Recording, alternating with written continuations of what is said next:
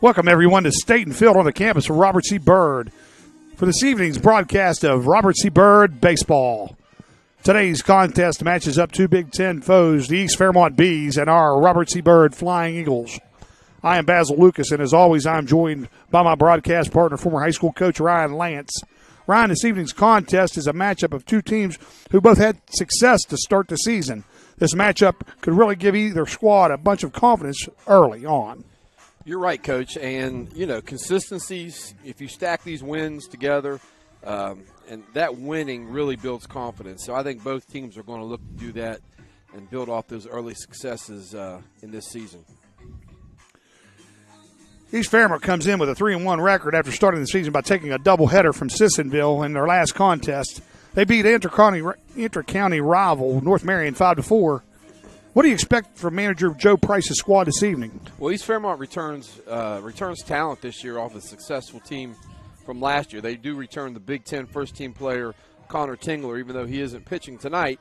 So I would imagine that they're going to be ready to go, and anytime you could beat a Flying Eagles squad at their place, that's a feather in your cap. On the home front, the Flying Eagles are coming in after a hard-fought opening day 9-8 victory over the Philip Barber Colts. Ryan, what did you take away from the Flying Eagles' first contest? It was a team win.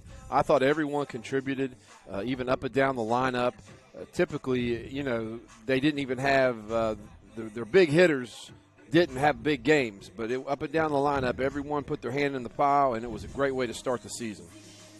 We'll take a short break, and when we come back, we'll talk to new Robert C. Byrd manager Andrew Smith and get some insight into this evening's game. RCBSN Baseball. The Flying Eagle Network.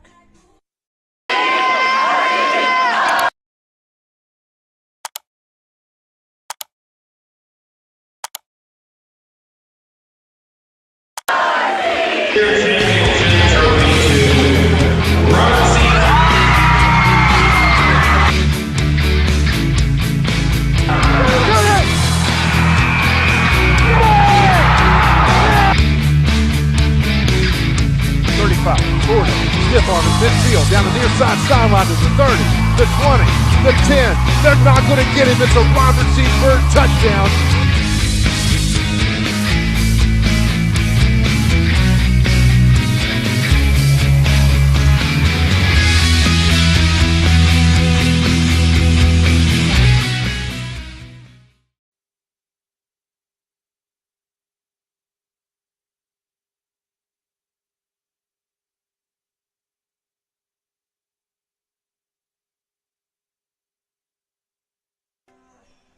Now let us speak to Robert C. Byrd manager Andrew Smith.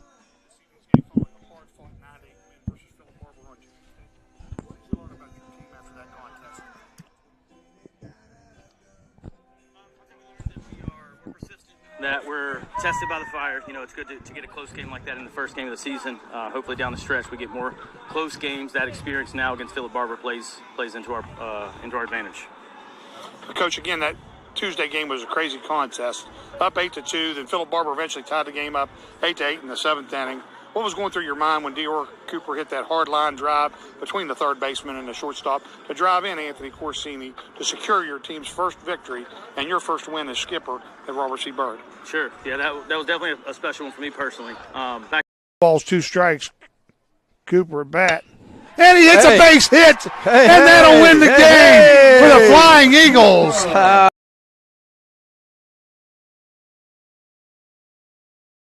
Can you tell us a little bit about your opponent? Well, I know they're coached by a quality coach. Coach Price over there is a stand-up guy. 3-1, you don't get there if you're not a good ball club. I know they played Sissonville twice, and I think they had a long game last night.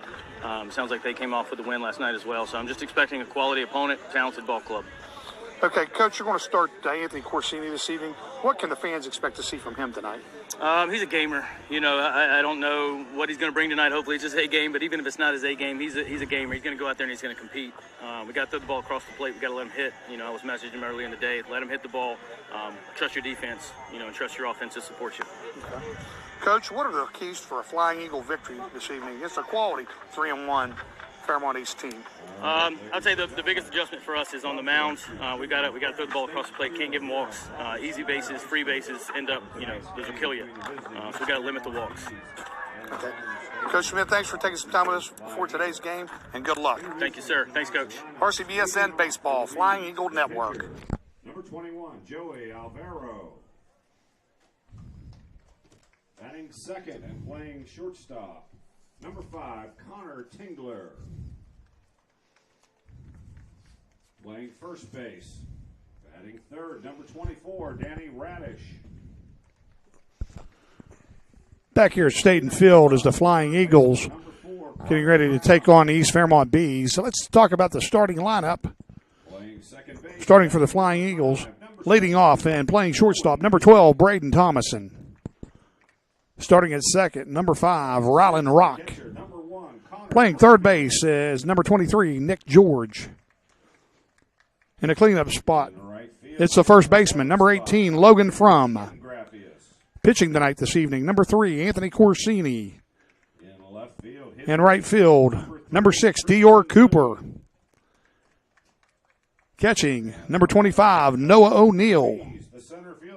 The left fielder for the Flying Eagles, number 4, J.D. Ford. And batting ninth and playing center field, number 2, Bryce Bird. Coach, what are the keys to today's contest? Well, I think Coach mentioned this earlier, just no free passes. Force them to hit the ball, put it in play. Behind that, just limit the miscues in the field, make them earn with those hits, and then on the offensive side, just get some timely hits, get some guys on base, and figure out a way to get some runs across. So that is Coach Lance's keys to victory. RCBSN Baseball. The Flying Eagle Network.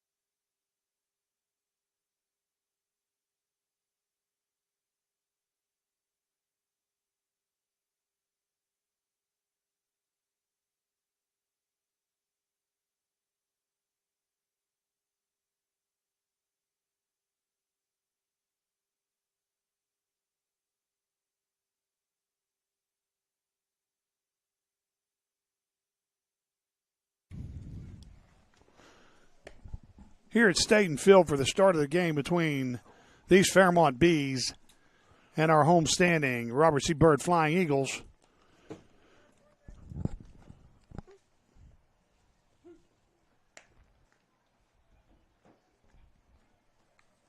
Coach, I'm excited for today's contest. You know, East Fairmont's a quality opponent, and you got Anthony Corsini on the mound tonight, and you know, he's a guy got a lot of experience pitching last year. You know, should come into the season with a lot of confidence. Yeah, he really got valuable reps last year, and so tonight's a great opportunity for him to be consistent out on the mound. It's a great opportunity for you know, J.D. Ford getting the start tonight, sophomore J.D. Ford. So it's a great opportunity for some of these younger guys that to be in these positions, and like Dior Cooper did last game, deliver big for the team when they need him. Well, leading off for the East Fairmont Bees is going to be the pitcher, Joey Alvaro.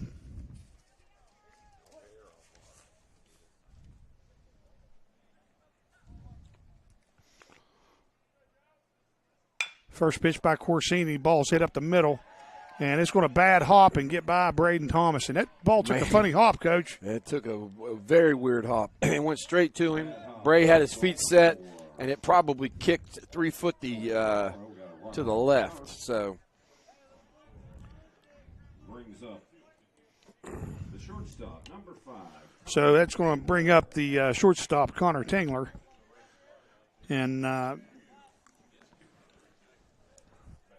just a bad break for the Flying Eagles right off the bat, but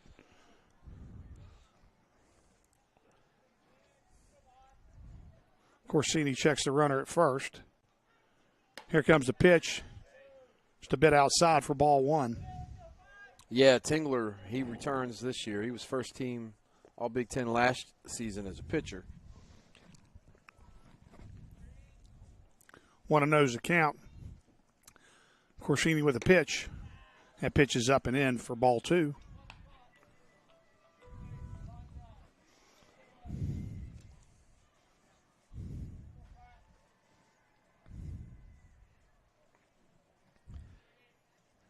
Alvaro's not a great lead at first. And Corsini with a fastball in the outside corner for strike 1. It's going to make the count on Tingler. 2 balls, 1 strike. Yeah, Alvaro's not a very aggressive lead at first base. Fastball again by Corsini. That's up high for ball 3. And again, you know, Corsini's just going to have to trust his defense today, Coach. Yeah, early on it just looks like he's really not driving like he'll have to. That was a nice pitch right there. Yep. Good pitch by Corsini at the knees for strike 2. That's going to make the count even. And we'll see what Coach Price's philosophy is now. You get 3 balls, 2 strikes on the batter, nobody out, runner on first base. Let's see if he gets the wheels rolling. Corsini takes a sign from O'Neill. Alvaro stays at home, but Tingler fouls it straight back. He was all over that pitch. Yeah, he just missed that. But, you know, if you're Anthony, that's what you have to do. If Anthony gets his back flattened out on his release, and it's really going to help his accuracy. Here's the payoff pitch. Corsini checks Alvaro at first. Gets a sign from O'Neill. Here's the pitch. Pitch is low and away for ball 4. And the Bees have a little bit going here at the top of the first inning. 2 base runners with no outs. The first baseman, number 24, Danny Radish. It's going to bring up the first baseman, Danny Radish.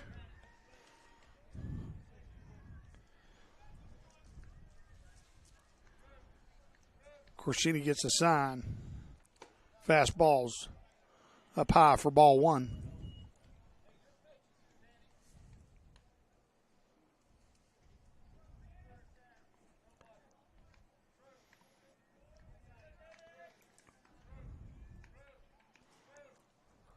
Corsini with a fastball right down the middle for strike 1. It's going to even the count. And his confidence, if he can get a couple quick strikes, I think his confidence is going to change too. Yeah, you know, Coach, just getting that first out really just settles the nerves. Rock and Thomason playing games with Alvaro at second base. Off-speed pitch outside for ball 2. Anthony's kind of going across his body a little bit, if you notice on his delivery.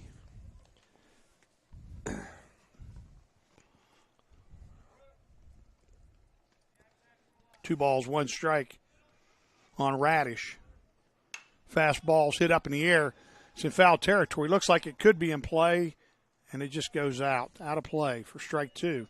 So that's going to even up the count on Radish at 2 balls and 2 strikes. Radish, I mean, he's a returning player from last year, big, strong kid. He just missed that pitch, so hopefully Anthony maybe can hit the outside corner a little bit on this. 2-2's the count. Here comes the pitch. Outside for ball 3.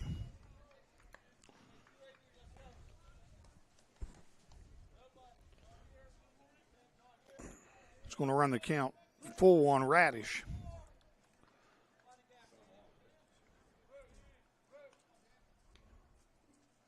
Here's the payoff pitch. And that pitch is down low for ball 4. Coach Smith's going to call timeout. Have a little conversation with Anthony. As the bases are now loaded for the Bees. And that's going to bring up their number 4 hitter, the third baseman, Carter Brown. Well, if you're East Fairmont, this is exactly how you want the game to start. And, again, this is a learning moment for Anthony.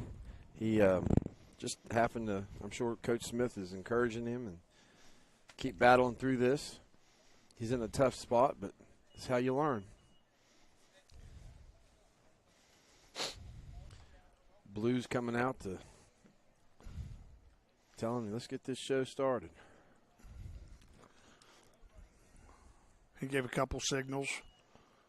Looked like possibly maybe a flight was getting ready to land. I couldn't really tell where he was going with that. Yeah, he was communicating. So the third baseman, Carter Brown. And he is hitting the back, which is going to allow Alvaro to touch home plate for the first run for the Bees, and they're going to get ahead of the Flying Eagles 1-0.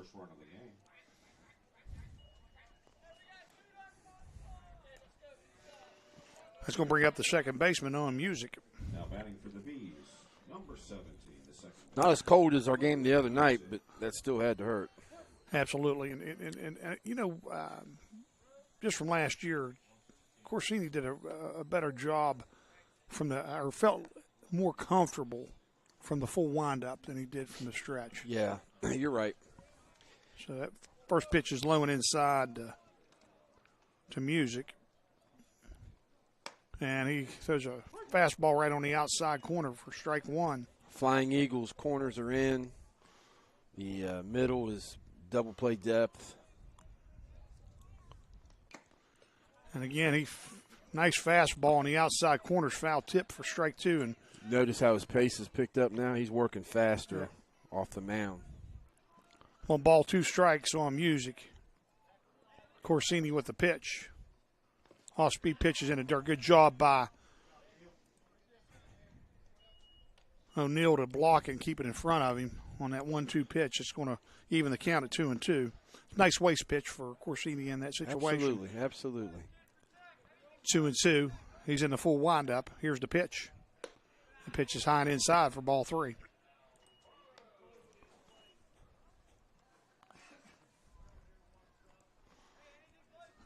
So where we've been all night long. Here's the payoff pitch.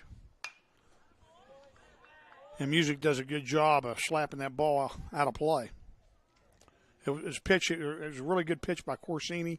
There wasn't anything he could do with it, and what he did with it is just get rid of it and wait for another pitch. Yeah, it was a great and swing and a miss, strike 3. Good job by Corsini. Getting a little gritty there, Coach, and bearing down and getting the first out of the inning. And, you know, again, he changed his He changed his speed in terms of how fast he's getting on the mound and getting the pitch up, changing his pace. And it's working.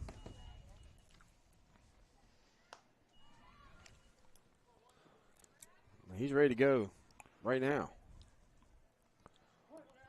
So Connor Graffius is up. First pitch is in for fouled off. The second pitch is in for a swing and a miss, strike two. What's the old Greg Maddox adage is pitch fast and throw strikes. And he's way ahead in the count here. Off-speed pitch, swing and a miss, strike three.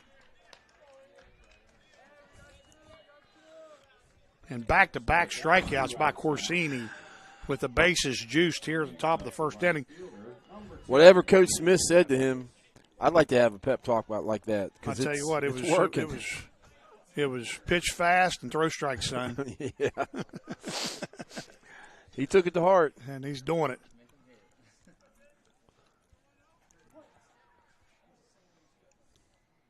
Corsini in the windup and strike one right on the outside corner again. He's in a rhythm now. Just a beautiful location. Even if he takes a cut at that, he's just probably hitting it right to the first baseman. Heading to count 0-1. Here's the pitch. And again, looks like he's getting loose too, Coach. Yeah.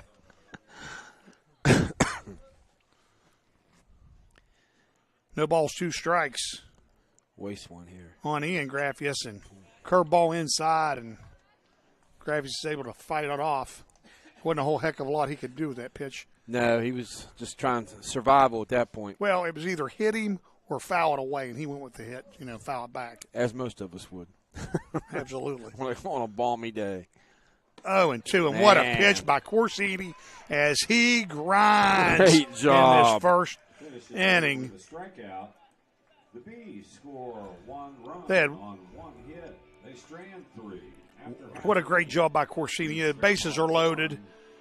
He went to multiple 3-2 counts. Could have been a bad inning. start to the game for the Flying Eagles. Absolutely, and he gets a little gritty after the conversation with Coach, and next thing you know, he strikes out the next 3 batters and then limits that damage to 1 run. What a great job! Great by job Corsini. by Anthony. So, end of the first half inning, East Fairmont's ahead of the Flying Eagles 1-0. They score 1 run on 1 hit. They leave 3 left. Up next, the Flying Eagles, RCBSN Baseball. Flying Eagle Network. Harrison County Schools has a long-standing tradition of providing outstanding educational opportunities for its students. Comprised of 24 schools, our district serves the needs of pre-K through 12th grade students throughout Harrison County. Providing a safe, supportive learning environment for all, we offer a well-planned, comprehensive curriculum designed to meet the needs of every student at every grade level. The elementary curriculum emphasizes core subjects augmented by music, art, health, integrated technology offerings, and physical education. Middle school students are introduced to programs, career counseling, and coursework that will help them make the transition to high school. Our high schools offer a broad and challenging curriculum to meet diversified needs and prepare our students for future careers or post-secondary education. Advanced placement honors, as well as dual credit partnerships, are available through local universities. Healthy Grand Families is a free initiative to provide information and resources to grandparents who are raising grandchildren. Healthy Grand Families is a partnership with Harrison County Schools, Family Services of Harrison County, and United Way. Harrison County Schools, where all are leaders and all are learners.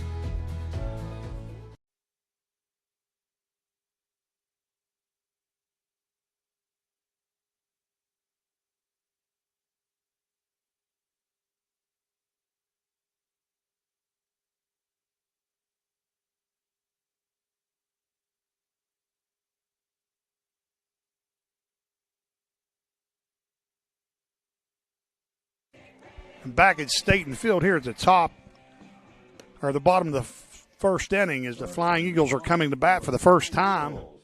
Leading off is going to be the shortstop, Braden Thomason. And, Coach Thomason's the prototype leadoff hitter.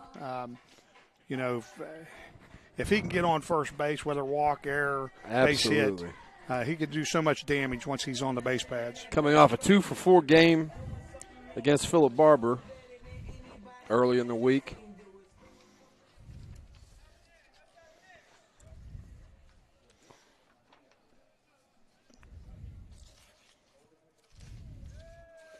So Joey Alvaro's first pitch is inside for ball one.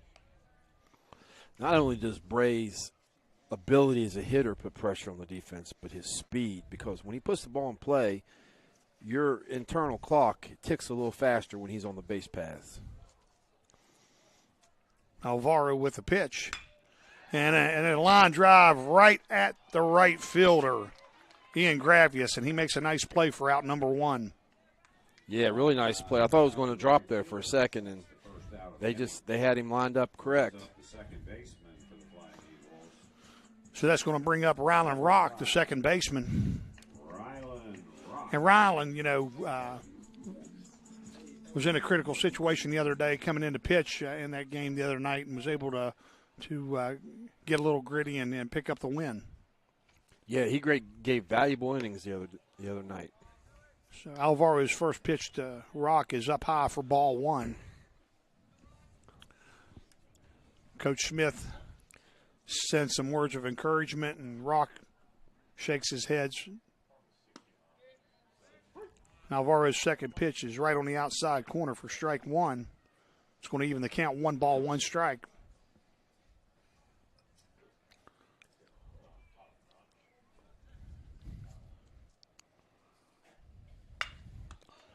And Rock with a line drive right back up the middle. What a reaction by Alvaro right there, Coach. Great play. Great job by Rock hanging in there on that off-speed pitch, keeping his hands back, driving it right where, you teach him to. And then Alvaro, look what I found. Brings up the third baseman, number 23, Nick George. So that's going to bring up Nick George. That is absolutely Nick George music out here. So the senior third baseman steps in the box with no runners on, 2 outs. Alvaro gets a sign from Grappius. Pitches inside for ball one. I always think it's interesting when Nick gets up to bat how the demeanor of the pitcher and catcher changes. They're a little bit more focused, a little bit more zeroed in. Well, we got a slight wind to left center, and that's one way to not to let him well, that's hit one the way ball. to handle that situation, I guess. So throw an off-speed curveball that wouldn't hurt anything and let him go ahead and take first base. That's one way to get it over with. And that will bring up the cleanup batter. And that's going to bring up the first baseman, Logan Frum. Number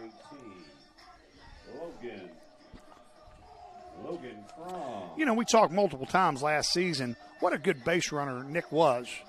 Absolutely. He's a savvy base runner. He's a big boy, but for his size, he's athletic. Absolutely. And he doesn't waste the steps out there, so he did a great job last season. So Alvaro saw a little craftiness in that lead and tried to pick off move immediately. That was his, hey, I'm just letting you know that you're over there. Logan went 1 for 3 his first game of the season. And Logan hits the ball straight up the middle, and that was a nice play pickup by Connor Tingler to shortstop as he steps on second base to get the force out and end the inning.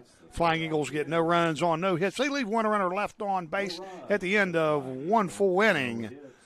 East Fairmont 1, RCB nothing. RCBSN Baseball. The Flying Eagle Network. County Schools has a long-standing tradition of providing outstanding educational opportunities for its students. Comprised of 24 schools, our district serves the needs of pre-K through 12th grade students throughout Harrison County. Providing a safe, supportive learning environment for all, we offer a well-planned, comprehensive curriculum designed to meet the needs of every student at every grade level. The elementary curriculum emphasizes core subjects augmented by music, art, health, integrated technology offerings, and physical education. Middle school students are introduced to programs, career counseling, and coursework that will help them make the transition to high school. Our high schools offer a broad and challenging curriculum to meet diversified needs and prepare our students for future careers or post-secondary education.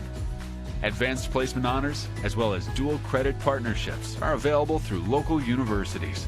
Healthy Grand Families is a free initiative to provide information and resources to grandparents who are raising grandchildren. Healthy Grand Families is a partnership with Harrison County Schools, Family Services of Harrison County, and United Way. Harrison County Schools, where all are leaders and all are learners.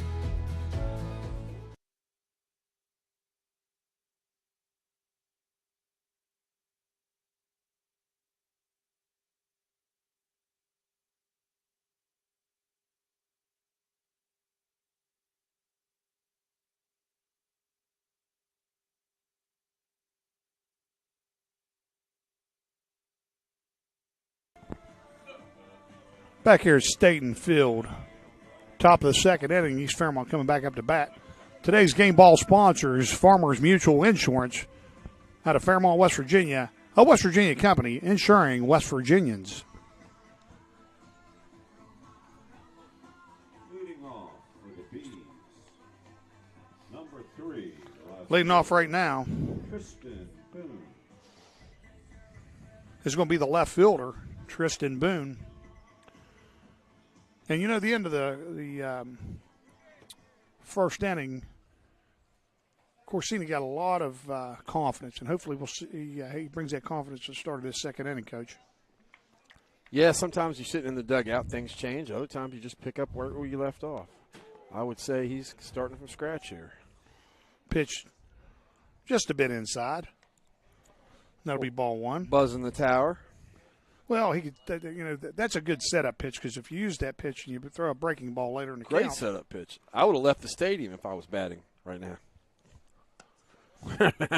That's exactly what he did. He just fastball in the outside corner at evens count 1-1. Kind of remind me of Randy Johnson and John Kruk in the All-Star game. Absolutely.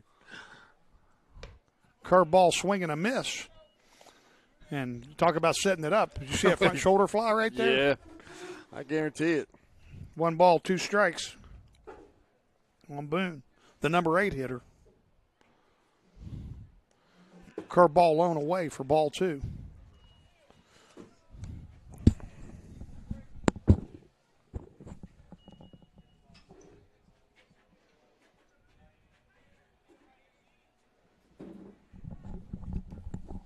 Here's the payoff pitch. Swing and a miss, and that's 4 straight strikeouts for Corsini. Strikeout, out number 1. Great job by Anthony. Brings up Throwing strikes, trusting the guys behind him. Jake Vincent.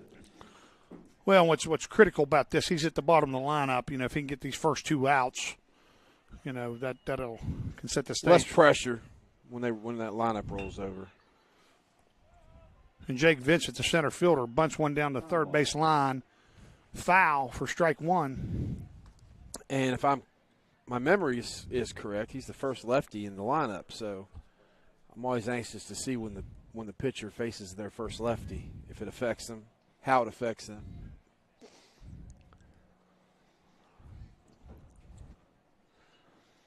They're moving from in a little bit on first base, maybe anticipating a drag bunt attempt here. Here comes the pitch. And that pitch is high and outside for ball 1. That'll even the count on Vincent.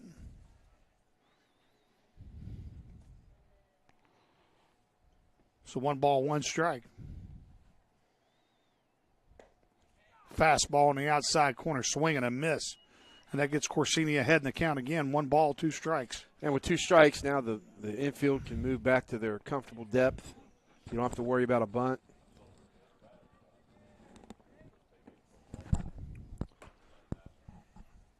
Corsini's pitch is outside for ball 2. That'll even the count. 2-2. And I like the pace he's pitching at right now. He's in a flow. Exactly what you want. Vincent hits the ball up in the air, and Ryland Rock camps under it for out number 2. Ryland Rock with the putout. 2 outs now for the Bees. Brings up the pitcher. Alvaro picked up a hit in the first inning. The only hit that East Fairmont had, it was on a bad hop up the middle towards Braden Thomason. Here's the pitch. Fastball just low. Good spot by Anthony on this leadoff hitter. So 1 ball, no strikes. And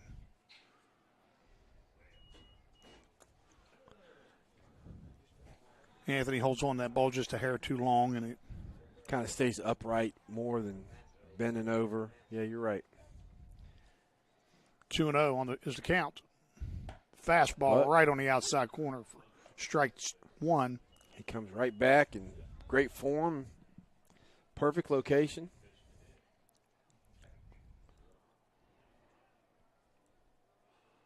So Alvaro heading to count 2-1. Curveballs slapped down the third base line, foul for strike 2. That was a great pitch by Anthony. That was low. It was tight. Really, Alvaro didn't really have much he could do with that. So, each at bat, it's like a hand of blackjack. It changes with each card. And so, last pitch was in Alvaro's favor. Now, with 2 strikes, Anthony has a little bit more. He has more options. I don't know if you picked up on that or not, but it looks like the home plate umpire left his brush, and it looked like he did the moonwalk on home plate trying to get it clean. Curveball in there for strike 3. It's Corsini with a backup curveball, freezes Alvaro and ends the inning. Knocked on the front door. So no runs on no hits, nobody left. After an inning and a half, East Fairmont 1, RCB nothing. RCBSN Baseball. The Flying Eagle Network. Harrison County Schools has a long-standing tradition of providing outstanding educational opportunities for its students. Comprised of 24 schools, our district serves the needs of pre-K through 12th grade students throughout Harrison County. Providing a safe, supportive learning environment for all, we offer a well-planned, comprehensive curriculum designed to meet the needs of every student at every grade level. The elementary curriculum emphasizes core subjects augmented by music, art, health, integrated technology offerings, and physical education. Middle school students are introduced to programs, career counseling, and coursework that will help them make the transition to high school. Our high schools offer a broad and challenging curriculum to meet diversified needs and prepare our students for future careers or post-secondary education. Advanced placement honors, as well as dual credit partnerships, are available through local universities. Healthy Grand Families is a free initiative to provide information and resources to grandparents who are raising grandchildren. Healthy Grand Families is a partnership with Harrison County Schools, Family Services of Harrison County, and United Way. Harrison County Schools, where all are leaders and all are learners.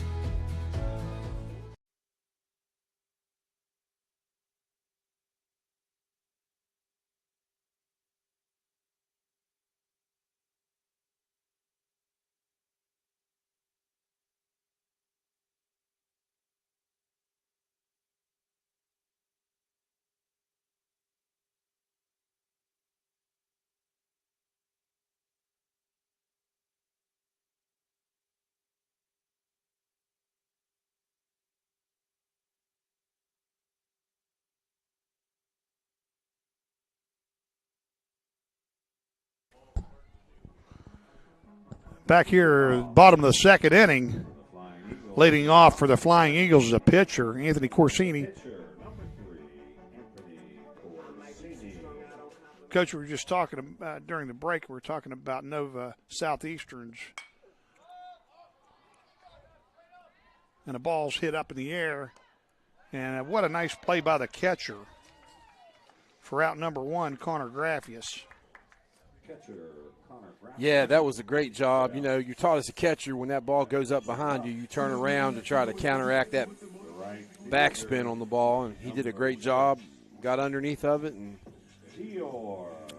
1 pitch, 1 out. So that's going to bring up the right fielder, guy that had the game-winning hit for the Flying Eagles on Tuesday night, Dior Cooper.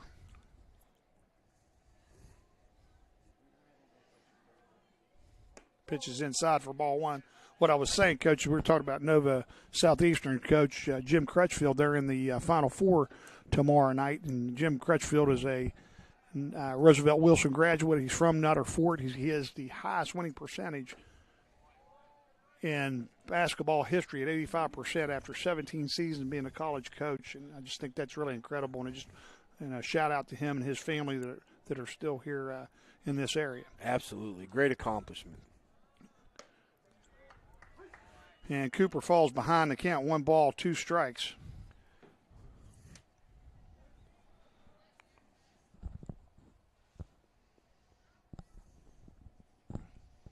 Alvaro gets the sign from Graffius. He's going to set up high, but that fastball's low and away for ball 2. Well, you can bet the house he's going to see a curveball here. Yeah, he was probably going up with a fastball and trying to come away with that curveball. 2-2's the count. See if he goes front door again on the inside part. Curveball's ripped down the third base line, foul. Cooper does a good job staying alive. Well, it seems to be the book on Dior a little bit this early season is the off-speed stuff, and he's done a good job this at bat hanging in there.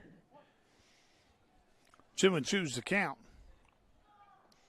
Alvaro with a pitch. Ball's popped up in the air, and Alvaro's calling everybody off. And he'll make the play for out number 2. Alvaro with the put out.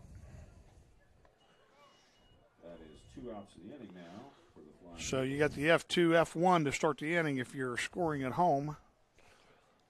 And that's going to bring up the catcher, Noah O'Neill. 25, Noah O'Neill.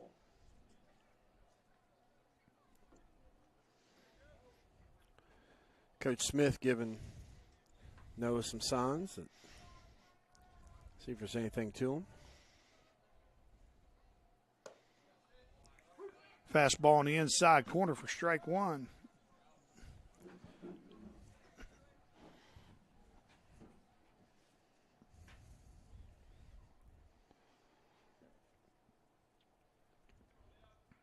Here comes the 0-1 pitch. Curveball in for strike 2. It's a pretty good curveball. Nice 12-6 break on that breaking ball. Good, ended up in a good spot for if you're East Fairmont. Would have been tough to handle. He's way ahead in the count. No balls, 2 strikes on O'Neill. This ball might go over the backstop. And O'Neill hits a line drive foul out of play. That's why you want to try to not necessarily waste that pitch, but you don't want those batters to get confidence. So great job by O'Neill hanging in there. Getting to feel a little contact. Probably an off-speed pitch here. And a curveball high and inside for ball 1. And, being a catcher gives you such an advantage, in these situations. He has a feel for what's going on because, he's catching every batter. That's a great point. Fastball low and away. That's going to even the count up on O'Neill, 2-2.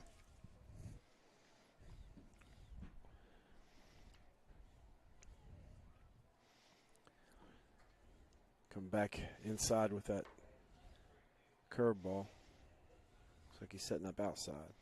And pitches in there and swing and a miss for strike 3.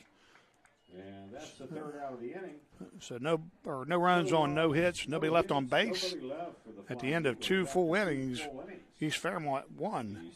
RCB, nothing. RCBSN Baseball. The Flying Eagle Network. County Schools has a long-standing tradition of providing outstanding educational opportunities for its students. Comprised of 24 schools, our district serves the needs of pre-K through 12th grade students throughout Harrison County. Providing a safe, supportive learning environment for all, we offer a well-planned, comprehensive curriculum designed to meet the needs of every student at every grade level. The elementary curriculum emphasizes core subjects augmented by music, art, health, integrated technology offerings, and physical education. Middle school students are introduced to programs, career counseling, and coursework that will help them make the transition to high school. Our high schools offer a broad and challenging curriculum to meet diversified needs and prepare our students for future careers or post-secondary education. Advanced placement honors, as well as dual credit partnerships, are available through local universities. Healthy Grand Families is a free initiative to provide information and resources to grandparents who are raising grandchildren. Healthy Grand Families is a partnership with Harrison County Schools, Family Services of Harrison County, and United Way. Harrison County Schools, where all are leaders and all are learners.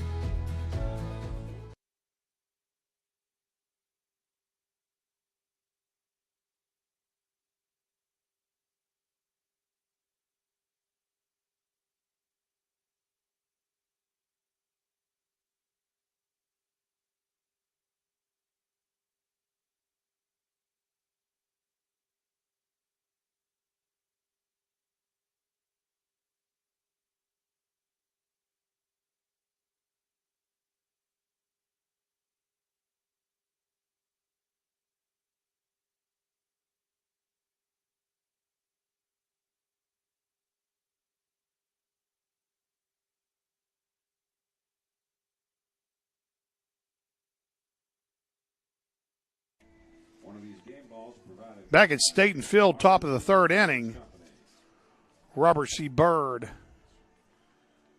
in a 1-0 tight contest with the East Fairmont Bees.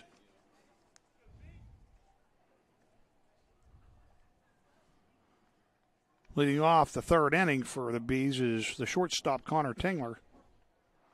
Tingler walked his first time up. Corsini with a curveball just a bit inside for ball one.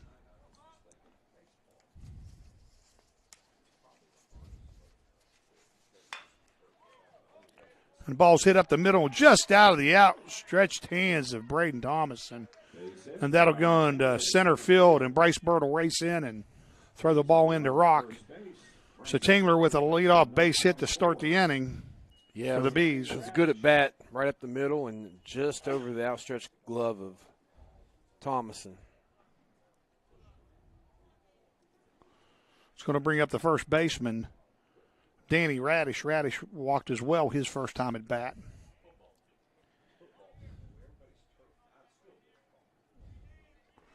And again, this puts Corsini back in the stretch. Yeah. Now, if you watched him in between innings, Coach, I don't know if you noticed, he threw from the stretch pretty much warming up in between innings. And he throws a curveball, just misses inside for ball one. As you pointed out, it's probably not his favorite delivery, but going to have to get used to it a little bit.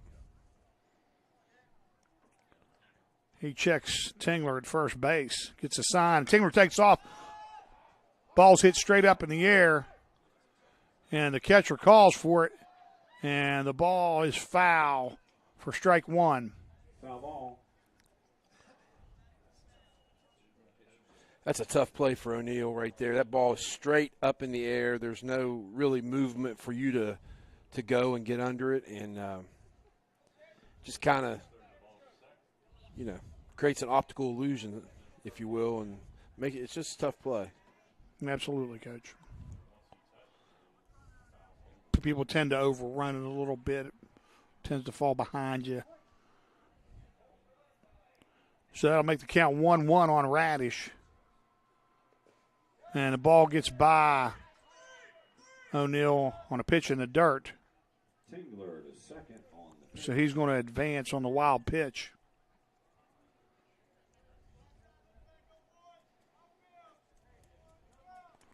And that makes the count 2 balls, 1 strike.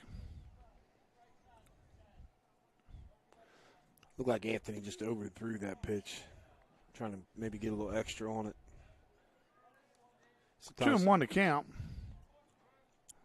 Hold on to the ball a little long when you need to. Ball's hit to George. George looks back, makes the play at first and gets him out. But Tingler advances on the throw to first to third base. So Bees are in business on the fielder's choice. Yeah, but, that was a good job by the Flying Eagles on the rotations on the infield. As soon as that ball was hit the nick, I was watching Braden coming from the shortstop covering third. They had the throw, the timing was a little off, but they didn't mishandle the play and they didn't make any mental errors. So that's something you'd like to see. Absolutely. And this allows Corsini to get back in the full windup and pitches low for ball one on the cleanup hitter, Carter Brown, the third baseman. Flying Eagles brought the first and third baseman up here with one out. Pitch is just inside for ball two. Flying Eagles got a little action in the bullpen.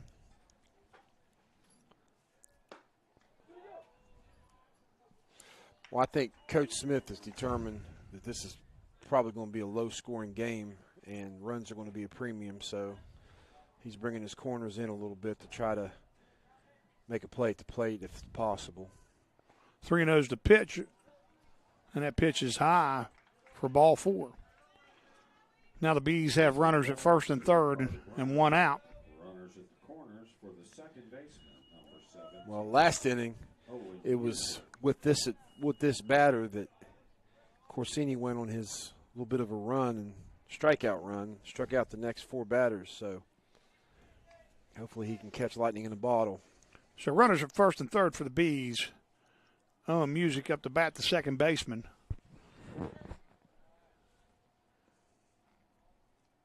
And Carter Brown bluffs going to second. The Flying Eagles had a call on, and again, a little bit of a chess match going on. Second pitch is low and away for ball two. If you're East Fairmont, you don't even necessarily want to take that chance from first to second if and that's why you don't. Corsini makes a move to first base to make sure Carter knows he's there. It's a 2-0 pitch. Swing and a miss for strike one.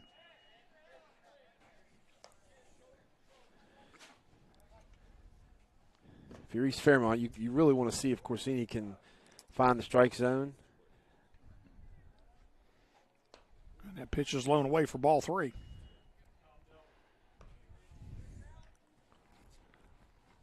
It's a nice play there by the catcher, preventing that ball from getting back to the backstop.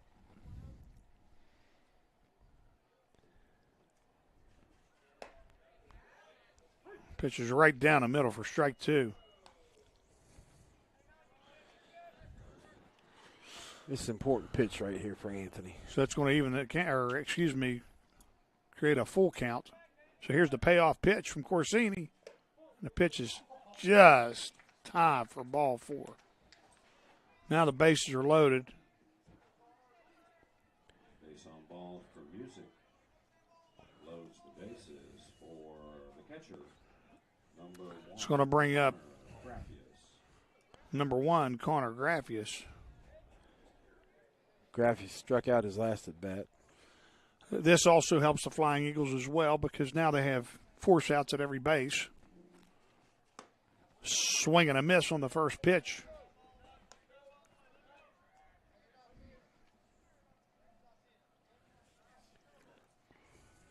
This would go a long way if Anthony could get out of this.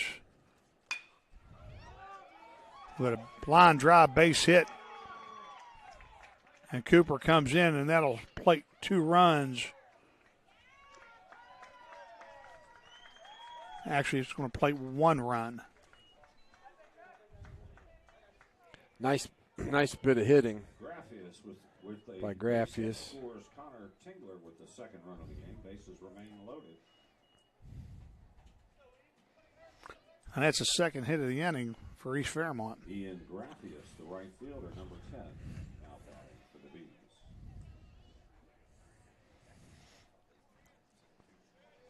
So that's going to bring up the right fielder, Ian Graffius, and he pops the ball up out of play for strike 1.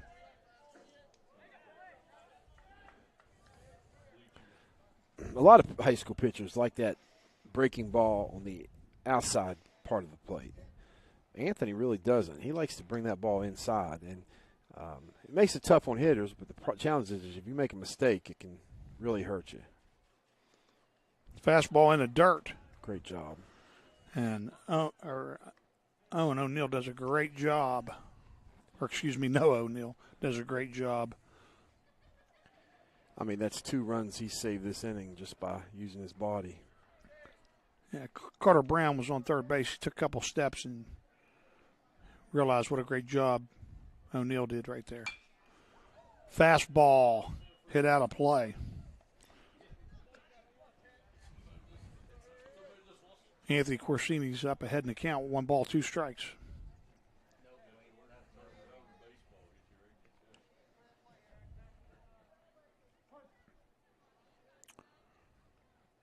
One and two's the count. Off-speed pitch. Outside and low for ball 2.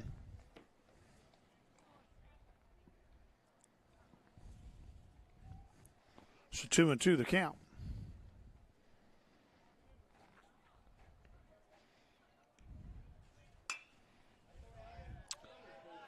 And you got to give Ian some credit right there. That was a pitch, again, he could do nothing with, and he just slapped it out of play to live for another pitch. Great piece of hitting.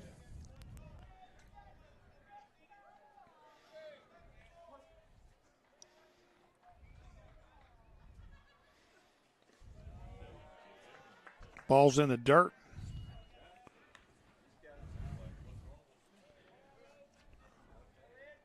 Another good job by Noah O'Neill keeping the ball in front of him. He's going to run the count full. And Anthony, he balked. And they just called a balk. Balk call. It's going to score a run. And the other runners move to second and third.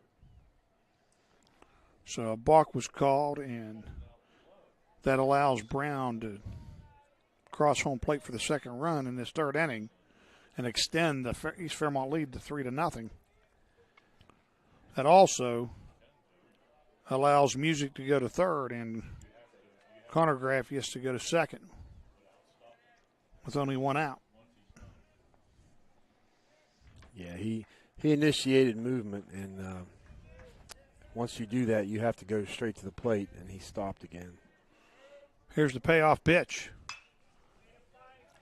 which is hit well into the parking lot, foul. It sounds like that one made contact, Coach. Hope it didn't hit Mr. Taco Truck.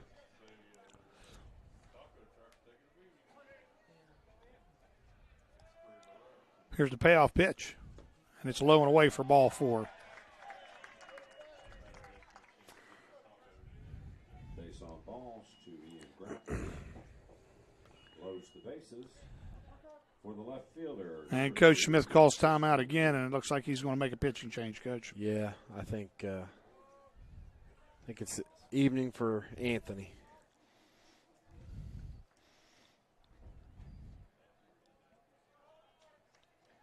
So Anthony gives up 3 runs on 3 hits.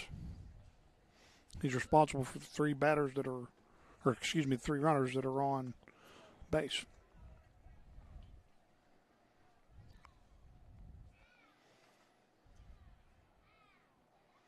They're making a pitching change. We'll take a break. RCBSN Baseball. The Flying Eagle Network. County Schools has a long-standing tradition of providing outstanding educational opportunities for its students. Comprised of 24 schools, our district serves the needs of pre-K through 12th grade students throughout Harrison County. Providing a safe, supportive learning environment for all, we offer a well-planned, comprehensive curriculum designed to meet the needs of every student at every grade level. The elementary curriculum emphasizes core subjects augmented by music, art, health, integrated technology offerings, and physical education. Middle school students are introduced to programs, career counseling, and coursework that will help them make the transition to high school. Our high schools offer a broad and challenging curriculum to meet diversified needs and prepare our students for future careers or post-secondary education. Advanced placement honors, as well as dual credit partnerships, are available through local universities. Healthy Grand Families is a free initiative to provide information and resources to grandparents who are raising grandchildren. Healthy Grand Families is a partnership with Harrison County Schools, Family Services of Harrison County, and United Way. Harrison County Schools, where all are leaders and all are learners.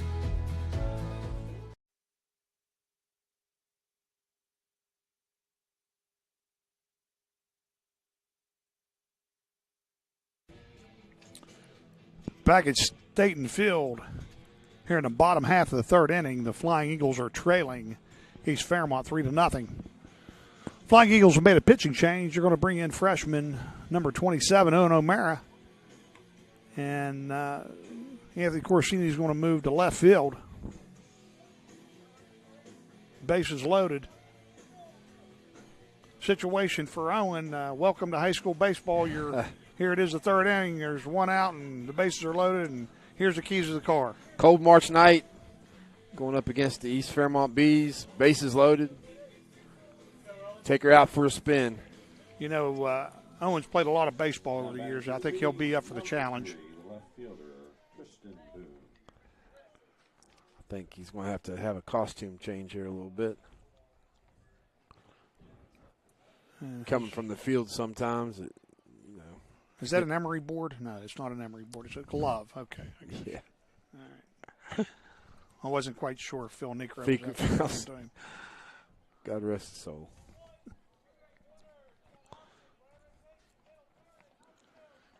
All right, so we have everything situated for the game.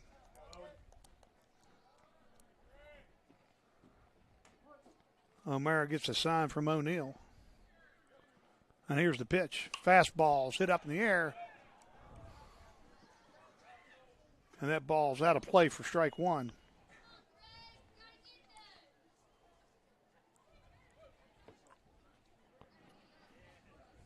At bat for the East Fairmont Bees is the left fielder, Tristan Boone. Boone struck out his first time at bat. They had to put a new ball in, Coach. The ball that came in from the dugout, I heard him say it had taco sauce. You know what? I hope the taco truck's still there when we depart. No balls, one strike. On Tingler. Here's the pitch. Speed pitch, swing and a miss for strike two. I'm going to tell you what, I like that arm movement because you can't tell fastball from curveball by his arm. That's huge on the high school level. So O'Mara way ahead in the count. No balls, two strikes. Here comes the pitch. That ball's low and away for ball one. And again, wasted pitch, but a better job by O'Neill keeping the ball in front of him with a pitch in the dirt. Yeah, it's, as a catcher, you're resisting the urge to just put your hand out there. It's really moving your entire frame. It's easier said than done. 1-2 is a count on Tingler. Here's the pitch. Ball's fouled down the third base line. Tingler stays alive. And an inning or two when that sun goes down, it's definitely going to be a Tingler on the hands on that inside pitch, Coach. You are correct about that. They don't have the benefit of sitting up here in a press box by a heater, do they? It didn't help the other night, Coach. That's and nice a curveball freezes Tingler for strike three. And Owen O'Mara's first batter he faces. He strikes out with the bases loaded. Now that's 2 outs in the inning, and Flying Eagles have an opportunity to get out of this inning with limited damage. It's going to bring up the number 9 hitter, Jake Vincent. Vincent hits the ball to Rock. Rock picks it up on to first base for out number 3. Rock to from for the and the Fairmont Bees. These Fairmont Bees have 2 runs on 2 hits. 3 runners left on base at the end of 3 1/2. Fairmont 3, Robert C. Bird, nothing. East Fairmont 3, RCB nothing. RCBSN baseball. The Flying Eagle Network. Harrison County Schools has a long-standing tradition of providing outstanding educational opportunities for its students. Comprised of 24 schools, our district serves the needs of pre-K through 12th grade students throughout Harrison County. Providing a safe, supportive learning environment for all, we offer a well-planned, comprehensive curriculum designed to meet the needs of every student at every grade level. The elementary curriculum emphasizes core subjects augmented by music, art, health, integrated technology offerings, and physical education. Middle school students are introduced to programs, career counseling, and coursework that will help them make the transition to high school. Our high schools offer a broad and challenging curriculum to meet diversified needs and prepare our students for future careers or post-secondary education. Advanced placement honors, as well as dual credit partnerships, are available through local universities. Healthy Grand Families is a free initiative to provide information and resources to grandparents who are raising grandchildren. Healthy Grand Families is a partnership with Harrison County Schools, Family Services of Harrison County, and United Way. Harrison County Schools, where all are leaders and all are learners.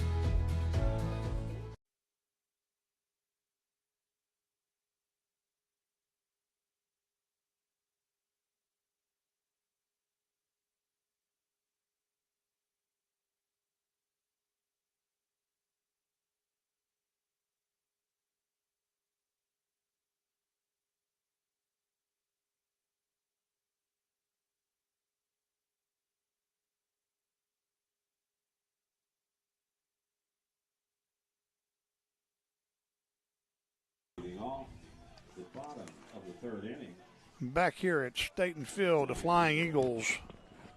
the pitcher, number 27. Behind 3-0 against the East Fairmont Bees. And leading off this inning is going to be Owen O'Mara. We were talking on the break. Owen's a freshman, but he's a kid that's been playing baseball for a long time, played a lot of travel ball in the offseason. He's played a lot of games. And first pitch, he hits the third baseman, and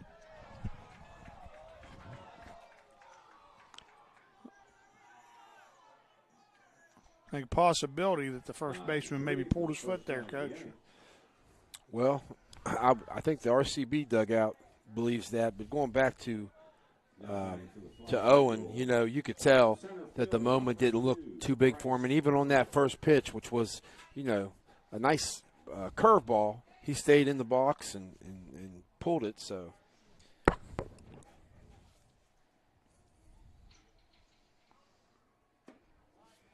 Alvaro's first pitch to Bryce Bird, the center fielder, is in for a called strike one. Alvaro, he's really leaning on this off-speed pitch.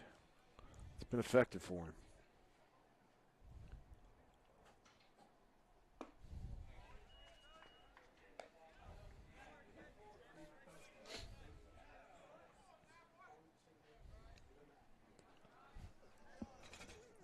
Second pitch is in for a strike. He's way ahead in the count. No balls, 2 strikes on Bryce Bird. Pitch on the outside corner is fouled away. The one thing we know about Bryce is going to battle. Absolutely.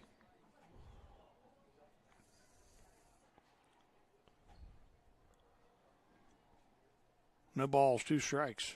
Curveball in there for strike 3, and a nice 12-6 curveball there, Coach. Bryce knew it too. Strike 3. That's Bryce the knew second it. of the inning. That's a Back to the pit top in your line. stomach when you're a batter, and once you track that ball and you see the break on it, you're like, yeah, he got me. Thomason. He got me.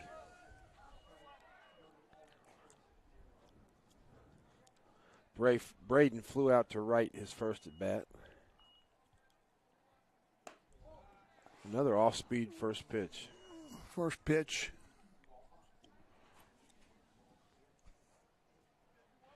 Called a ball, so Thomason ahead 1-0.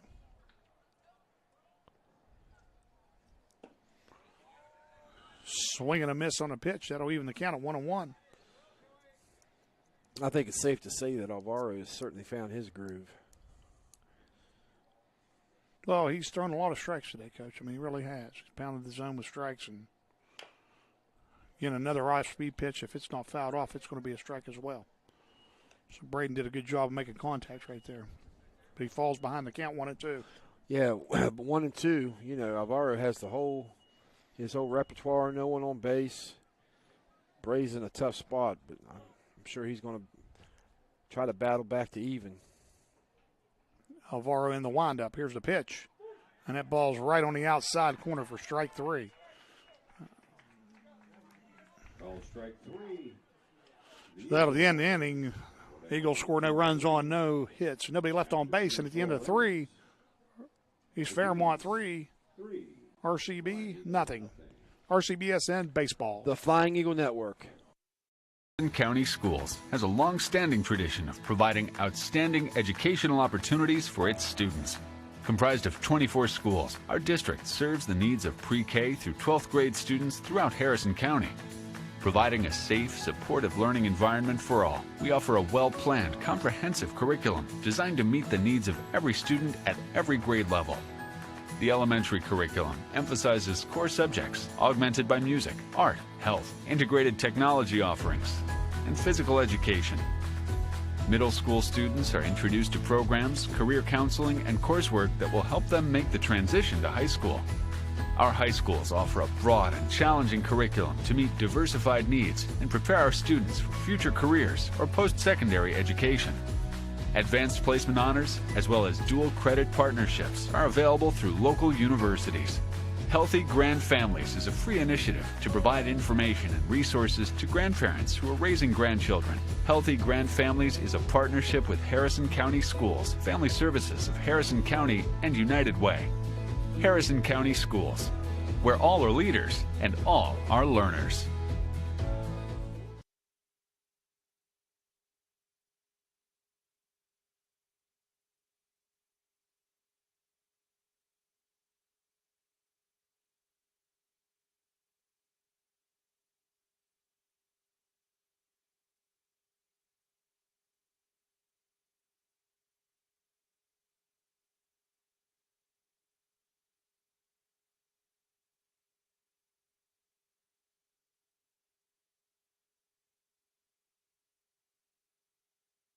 Baseball.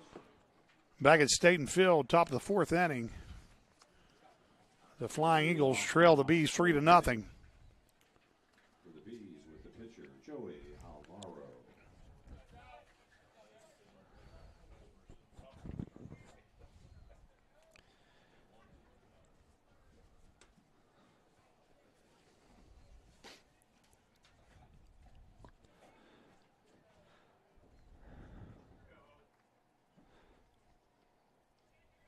So Owens getting ready to face the top of the order. So O'Mara on the mound for the Flying Eagles. That's going to be the leadoff hitter and pitcher, Joey Alvaro, who has a no-hitter going as well right now, Coach. I didn't notice that. Ball's hit to Thomason. Thomason throws a strike to first base for out number 1. Yeah, I wasn't sure about that no-hitter. I'm glad you let me know about that. Well, the only hitter that's been on was the hit by the pitch by That's right. by George. That's right. That's right. You know, there's a stupid superstition out there that if you mention something about a no-hitter ahead of time, we won't talk about it. Was that a Bird pitcher? No. Okay. All right. Just want to make sure we're all squared away there on how things work.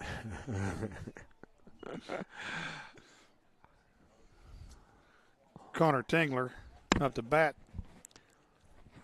He's had a base hit and a base on balls in today's contest. Yeah, he had a nice hit in the 3rd inning, right back up the middle.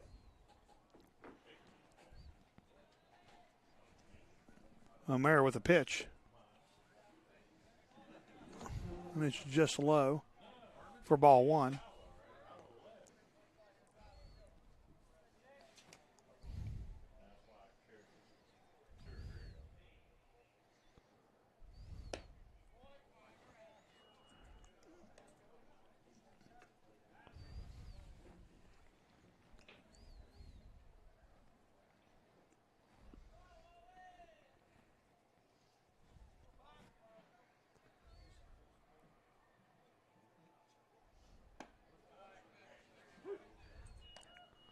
O'Mara with a strike to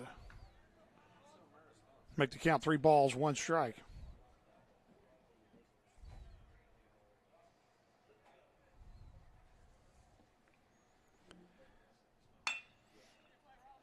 Ball's hit to the second baseman, Rock.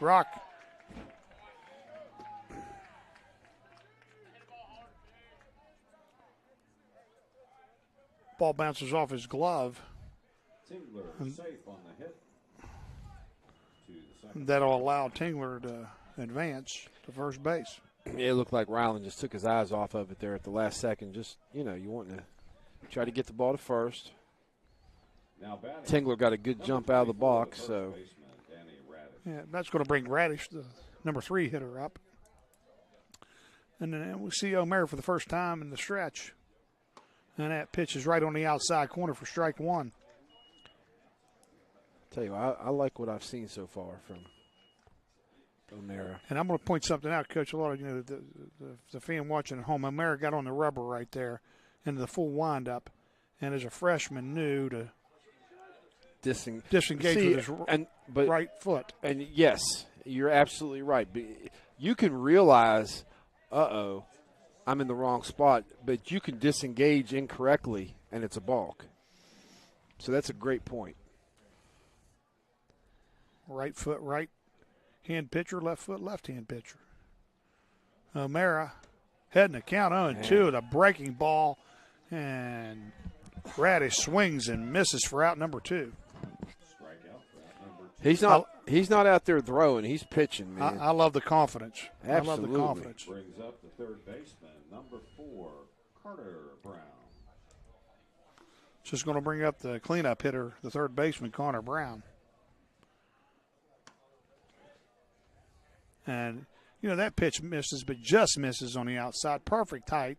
There's not anything you can do with that pitch other than slap it to the right side. And what I like is the fact that that's what he's focused on, is the outer half of the plate, which is where you want to live if you're a high school pitcher.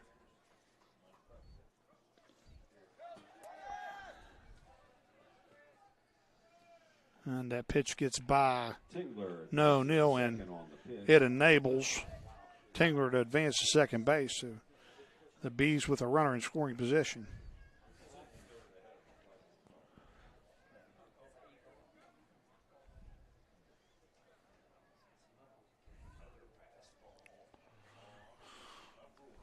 Brown ahead in the count. 2 balls, no strikes.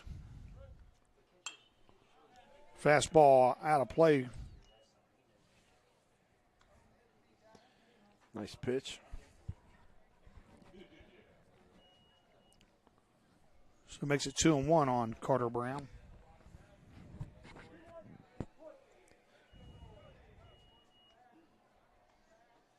O'Mara gets a sign from O'Neill. Fastball just misses inside for ball 3. And again, the pitches that are missed, they're just missed. Got pretty good command today, Coach. Yeah. He's missing, but he's missing in good spots. Fastball inside is fouled down the third base line for strike 2.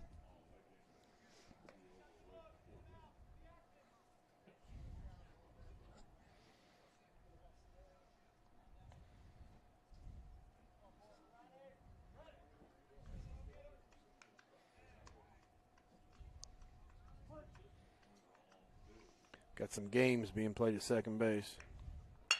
Curveball. Hit.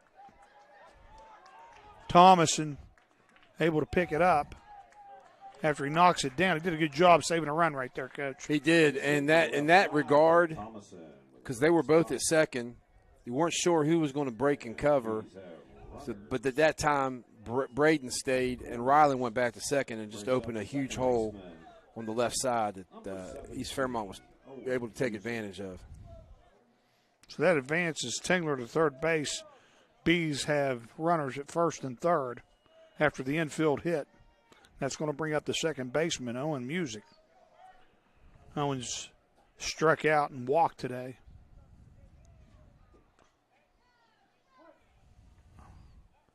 Oh no, O'Mara gets in the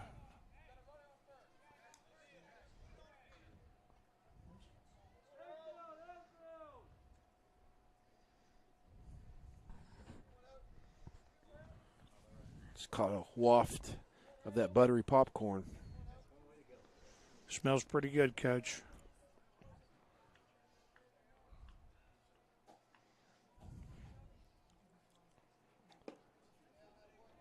Off-speed pitch alone away for ball one.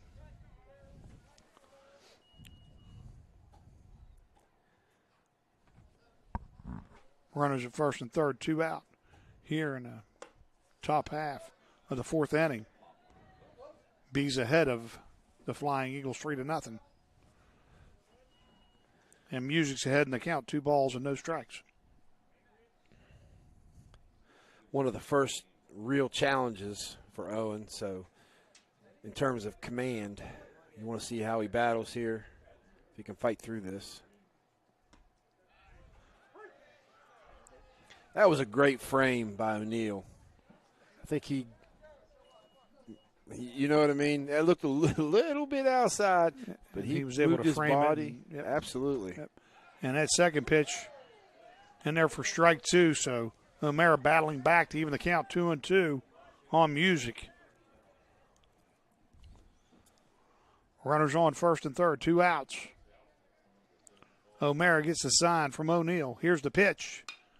Ball slapped out of play to keep the count even. 2 balls, 2 strikes. It's a good job by Music to slap that out of bounds. Just don't hit the taco truck.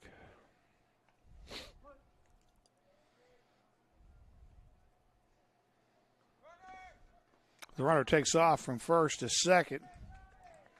So Carter Brown advances to put runners at second and third. That's pretty important, Coach, because now it takes away the force out to second base. So now they have runners at second and third. Full count now on Music. What it does do for O'Mara is he doesn't have to worry about it. The pitch is inside for ball 4. Opens a base. I was really shocked in that situation. He didn't go back to the full windup. Yeah, I was too. But he might feel more comfortable in the stretch. So Music works a walk, and that'll load the bases for the Bees.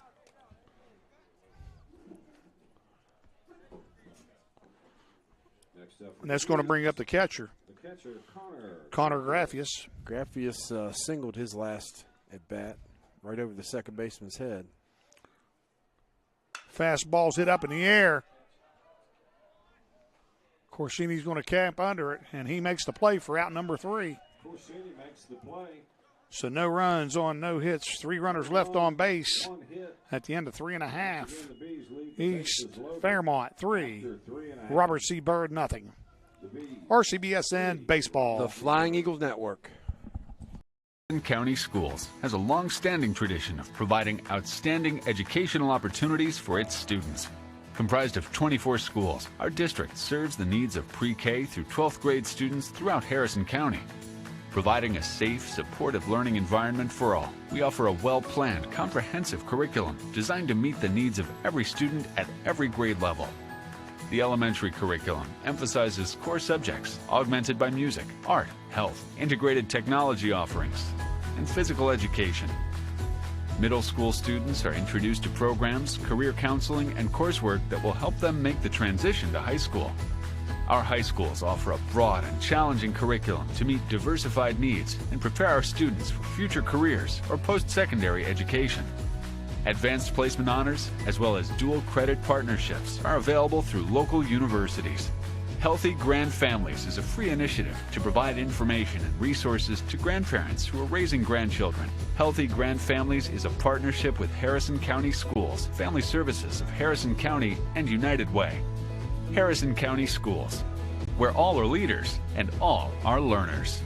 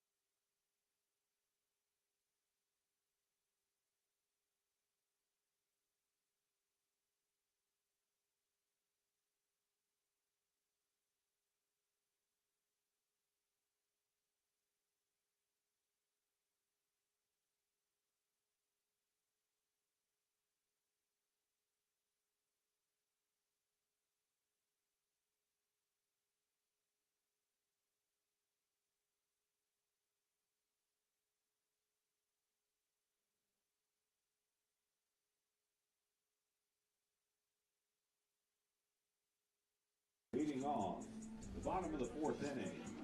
Back at Staten Field, Flying Eagle. bottom of the fourth inning. Second baseman, number 5. Ryland Rock at the bat Rock. for RCB. And Alvaro's got a no-hitter going, but it's his second time through the lineup now, Coach.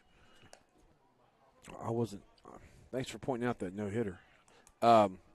I tell you, first at bat, Ryland did a great job hanging there on that off-speed pitch, drove it right back at Alvaro, and Alvaro made a great play on it. And he hits a ball to the shortstop. Tingler throws a strike for out number 1 and keeps that no-no alive. 6-3 for the first out. Nice play by Tingler. Flying Eagle. Now, they stayed away from George the first time to a curveball. Baseman, number 23. Caught him on the elbow. Nicholas George. So Nick was hit by a pitch his first at bat. See if something can get around the plate, see what he can do with it. Looks like they're going at him. Alvaro with the pitch. Curveball's low and away for ball 1.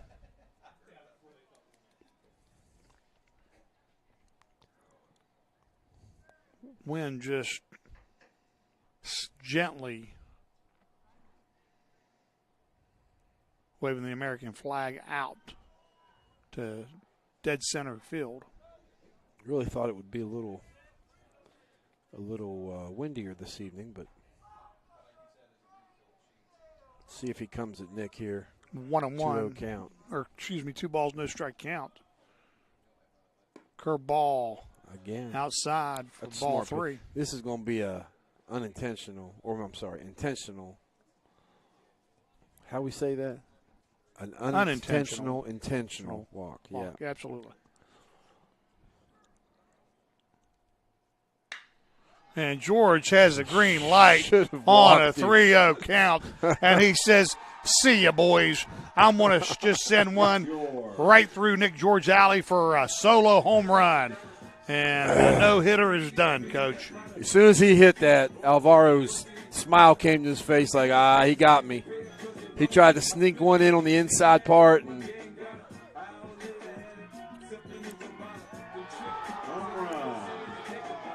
So Flying Eagles with a little momentum right now as Nick George launches a solo home run here at the top of the 4th inning. The Eagles on the scoreboard.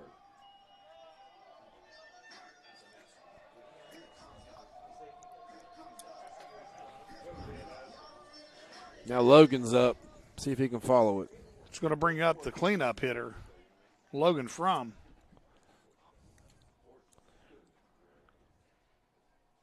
Curveball. Again, Tingler, nice play. Tingler, nice pickup, and he throws another strike on to first base.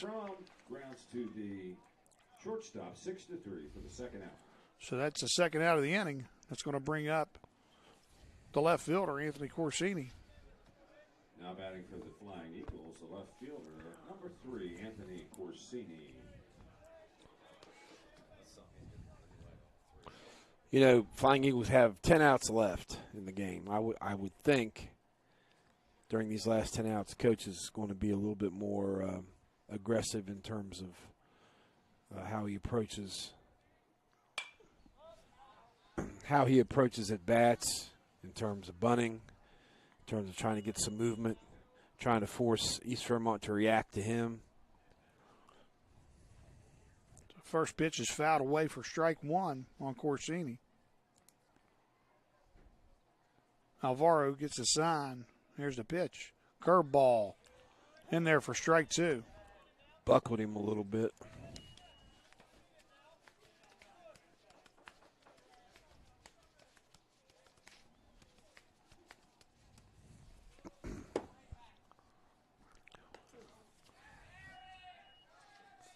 Pitch is inside for ball 1.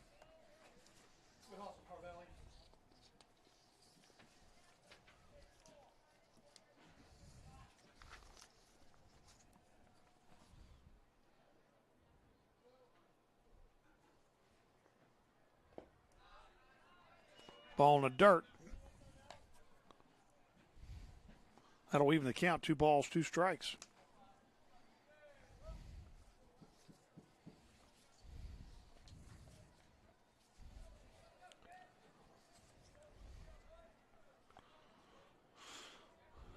Alvaro with a fastball way outside for ball 3, and that's going to one of the few times today he's went to a full count, Coach. Yeah, he's pretty been around the plate most of the evening. It's been a good at bat by Anthony, drawing a full count. 3 balls, 2 strikes. Here's the payoff pitch to Corsini. Pitch is low and away for ball 4, and now we're going to have a pinch hitter for the Flying Eagles.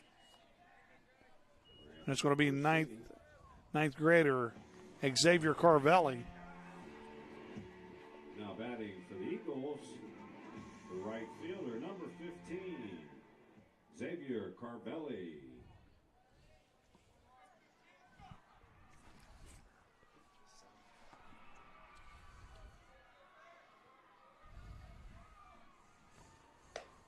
Fastball outside to the left-hander Carvelli, and gets ahead in the count. 1 ball, no strikes. And Alvaro now pitching from the stretch, and that hasn't pitch, had to. Yeah, hasn't had to all day. And look at that massive lead by Corsini, and Corsini's going to get back in there on the pickoff play. But that wasn't his best pickoff move either, Coach. No, that was, hey, I'm here. I know you're there. And he has a closed stance in the stretch. A lot of people will have an open stance so they can see. He's kind of going the other way. Ball's in the dirt, and Corsini can advance to second base, and that's critical. If we could get this run through right here, Coach, and cut this lead to 3-2. Yeah. Yep. Now we got a runner in scoring position. How many more times can you get Nick up? You know, that's what you're thinking if you're the Flying Eagles, or that part of the order. So Carvelli heading the count, 2 balls, no strikes. Would surprise me if Carvelli has a take sign here. Pitch is low and away for ball 3. You know what, Coach? I guarantee you he has a take sign here. Is Coach holding his one finger up? Is he? He's not holding anything up. I just think Carvelli is acutely aware of things. Third baseman game playing a little bit. Comes in, and Carter Brown gives Alvaro some words of encouragement. 3-0 on Xavier Carvelli. Flying Eagles trying to make some noise here in the bottom of the 4th inning. Here comes the 3-0 pitch, and it's right over the outside corner for strike 1.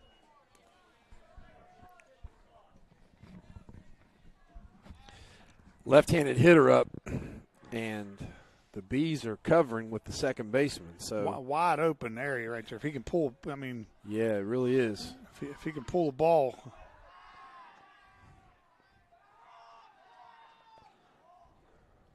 And Alvaro's, he's a lot of concern for Corsini now. That runner's in scoring position. They try to make a play there at second base to no avail, and Corsini feels pretty confident. Gets a bigger lead this time. That's a good way to put that. It appears Corsini feels very confident. Carvelli fouls that one away. He's going to take the count to 3-2.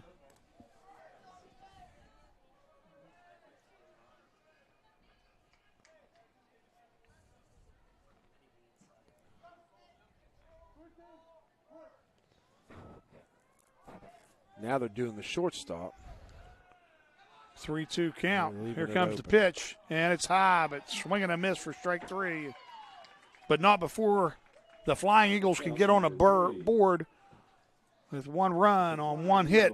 That hit a home run from Nick George to cut the lead to 3-1. He's Fairmont ahead of the Flying Eagles. RCBSN Baseball. The Flying Eagle Network.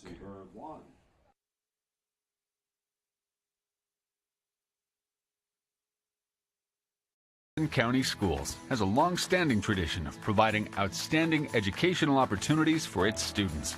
Comprised of 24 schools, our district serves the needs of pre-K through 12th grade students throughout Harrison County. Providing a safe, supportive learning environment for all, we offer a well-planned, comprehensive curriculum designed to meet the needs of every student at every grade level. The elementary curriculum emphasizes core subjects augmented by music, art, health, integrated technology offerings, and physical education. Middle school students are introduced to programs, career counseling, and coursework that will help them make the transition to high school. Our high schools offer a broad and challenging curriculum to meet diversified needs and prepare our students for future careers or post-secondary education. Advanced placement honors, as well as dual credit partnerships, are available through local universities. Healthy Grand Families is a free initiative to provide information and resources to grandparents who are raising grandchildren. Healthy Grand Families is a partnership with Harrison County Schools, Family Services of Harrison County, and United Way.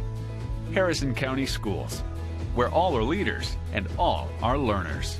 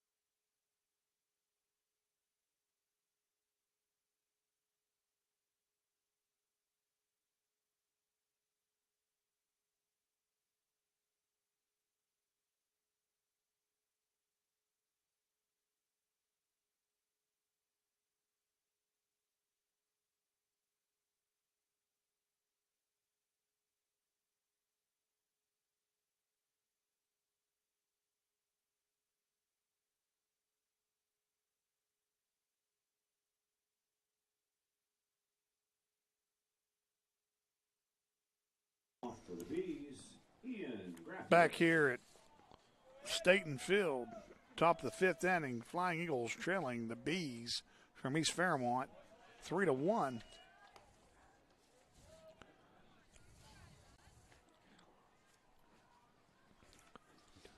New pitcher for the Flying Eagles. Rylan Rock takes the mound, and J.D. Ford is back to left, and Dior Cooper is in right.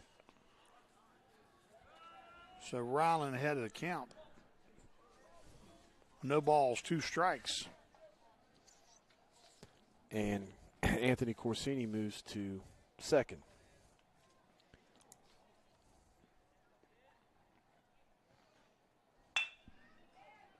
So Gravius hits the ball to Thomason. Thomason on to Frum for out number 1.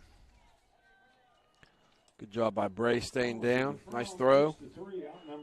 Good squeeze by Frum at first. That's going to bring up Brings up number 3, the left fielder, Tristan Boone. number 3, Tristan Boone, the left fielder. He struck out twice today.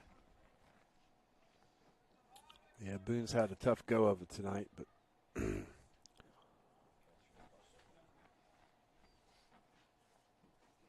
Looks like O'Neill was having some equipment issues, Coach.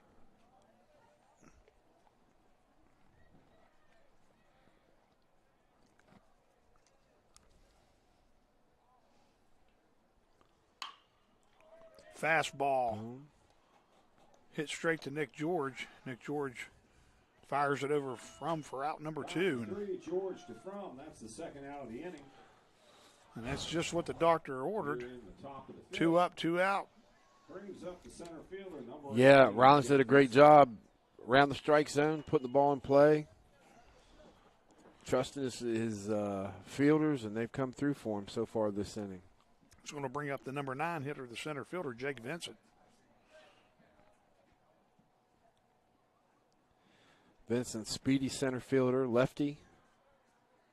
And fastball just misses. And I was just getting ready to say, guys like that, there's always the fear of a bunt. Or not necessarily a fear, but an awareness.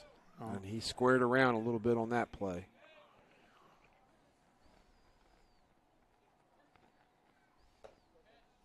Good pitch. And Ryland in with strike number 1. That'll even count 1-1. He paints the outside corner.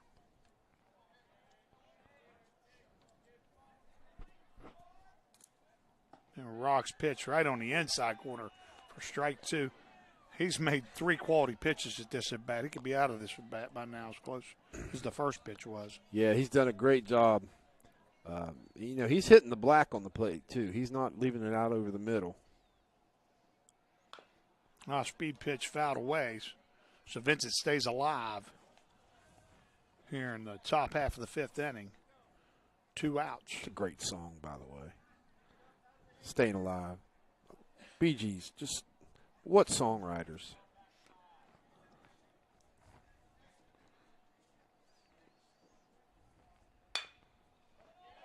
And Vincent hits it to Corsini. Corsini on the front for out number 3. And the Bees go quietly in the top half of the 5th inning. No runs on no hits. Nobody left on base. The end of 4.5 innings. It's East Fairmont 3, Robert C. Byrd 1. RCBSN Baseball. The Flying Eagle Network.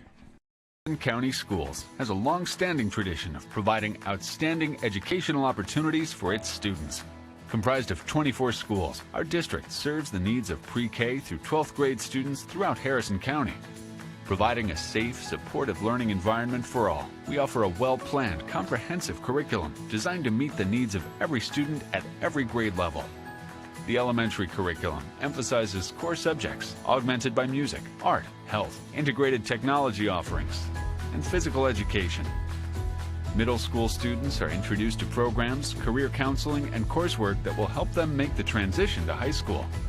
Our high schools offer a broad and challenging curriculum to meet diversified needs and prepare our students for future careers or post-secondary education. Advanced placement honors, as well as dual credit partnerships, are available through local universities. Healthy Grand Families is a free initiative to provide information and resources to grandparents who are raising grandchildren. Healthy Grand Families is a partnership with Harrison County Schools, Family Services of Harrison County, and United Way. Harrison County Schools, where all are leaders and all are learners.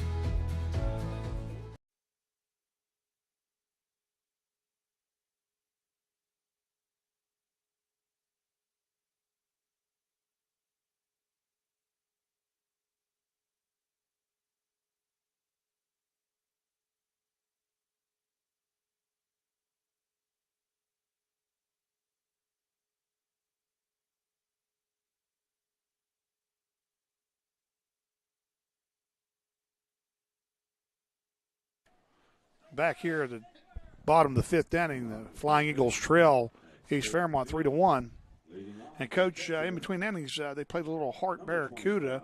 And we know from last season that when they played a little bit of Heart, a little bit of electricity in the stands happened. And a little bit of a rally cry last season, Coach. Yeah, so we'll see if that has the same effect this season. As Noah O'Neill takes ball 1 to get ahead in the count. Alvaro's second pitch. Inside for ball 2. Yeah, they've really had 3 different phases to their career. First phase, 70s, a little bit more guitar-oriented. Harder rock. Yeah, a little bit more of a classic vibe. And then 80s, they went to the love songs. 80s, a little bit more keyboard-driven, playing to the MTV aesthetic. Of course, they were both very, very beautiful women. And then now more the adult contemporary phase. And they're hitting the tour circuit. And good for them. Rumor has it that you've been to a Heart concert. I've actually seen them twice in concert, and they're fabulous. I would imagine they would be. Counts 2-2 on O'Neal. Fastball inside, fouled away.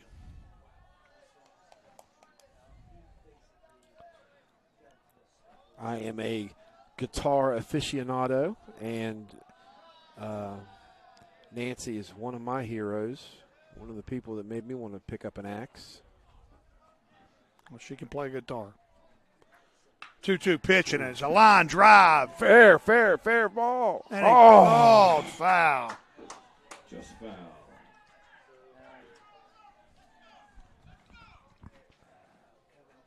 And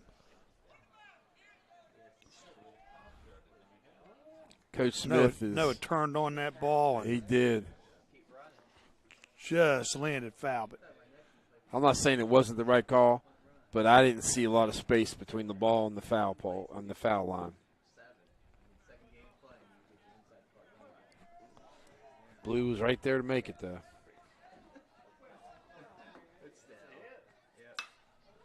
ball's hit to right field.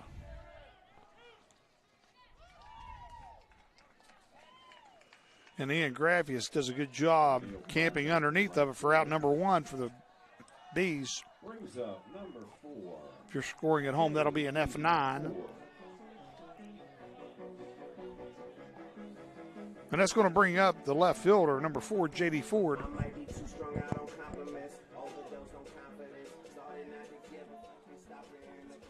I think this is JD's first at bat.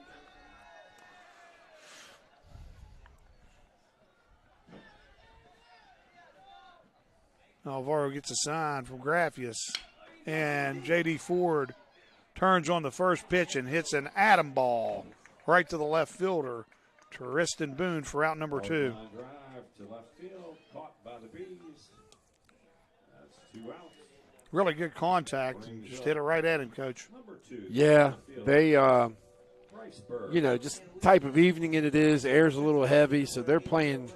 They're not as deep as they would be on a warm summer day, so they played it correctly so far this evening. Alvaro's first pitch into Bryce Bird for strike 1. It's the second straight at bat for Bryce that he's seen a curveball as the first pitch.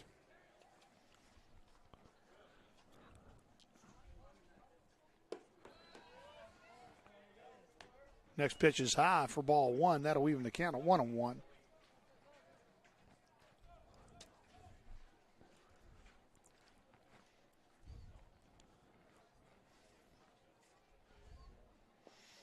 Curveball, swing and a miss. You know, Bryce sprung on the RCB baseball scene last year, and it was fun watching him progress throughout the season and gain confidence. He really became a valuable part of the team by the end of the season in both the field and at the plate. So it was fun watching that.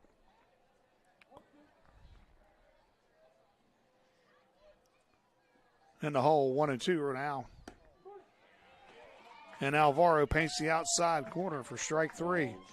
And that'll end the inning with no runs on no hits, nobody left on base. Flying Eagles trail the Bees 3-1. RCBSN Baseball. The Flying Eagle Network. County Schools has a long-standing tradition of providing outstanding educational opportunities for its students. Comprised of 24 schools, our district serves the needs of pre-K through 12th grade students throughout Harrison County. Providing a safe, supportive learning environment for all, we offer a well-planned, comprehensive curriculum designed to meet the needs of every student at every grade level. The elementary curriculum emphasizes core subjects augmented by music, art, health, integrated technology offerings, and physical education. Middle school students are introduced to programs, career counseling, and coursework that will help them make the transition to high school. Our high schools offer a broad and challenging curriculum to meet diversified needs and prepare our students for future careers or post-secondary education. Advanced placement honors, as well as dual credit partnerships, are available through local universities. Healthy Grand Families is a free initiative to provide information and resources to grandparents who are raising grandchildren. Healthy Grand Families is a partnership with Harrison County Schools, Family Services of Harrison County, and United Way. Harrison County Schools, where all are leaders and all are learners.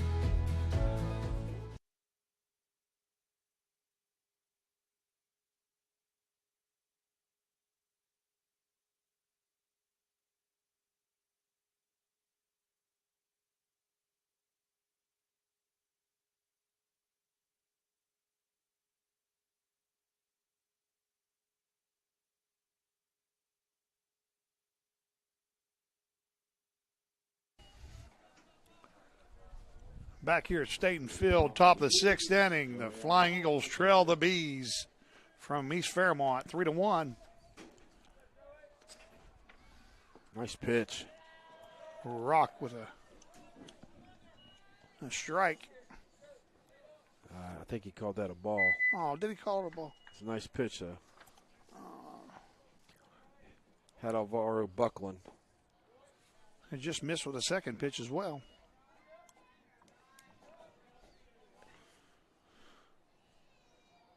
The Bees at the top of the lineup.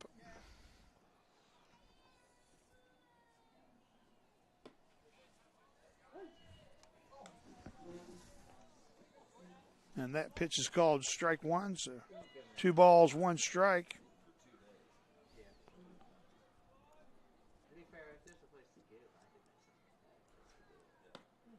And Rock, nice breaking ball in the outside corner for strike 2. And, you know, Ryland's working fast as well, Coach, if you've noticed. Yeah, I have, and he has a nice pace. I really think it just helps the pitcher get in a groove. And an off-speed pitch again. That's hit foul out of play.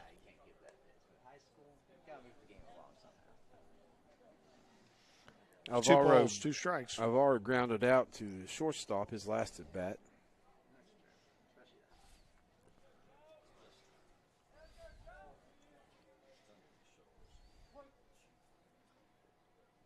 Here's a 2-2 pitch. Nice pitch. Again, just misses outside to make the count 3-2.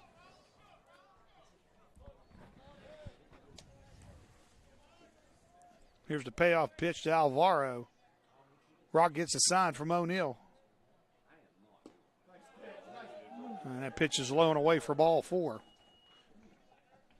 Base on balls for Joey Alvaro. He's at first.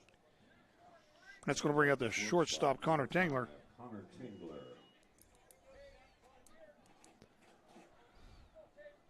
Tingler's been on the bases all 3 times today, Coach. He has. Singled his second at bat, and wouldn't surprise me if see East Fairmont do a little, play a little small ball here. So, and on cue, Tingler squares around to bunt, and that bunt deflects off of O'Neill's shin guard for strike 1. 3-1, you really want to, if you're East Fairmont, from their perspective, if you can get that to 4 runs, you feel really good. So, see if they can manufacture some runs here, but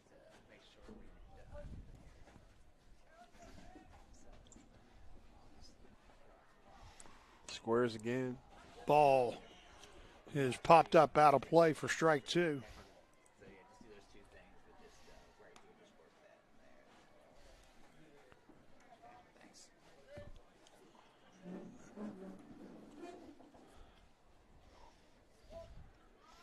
Coach, we've had a production change in the booth, and Wyatt Miners made an appearance to take over.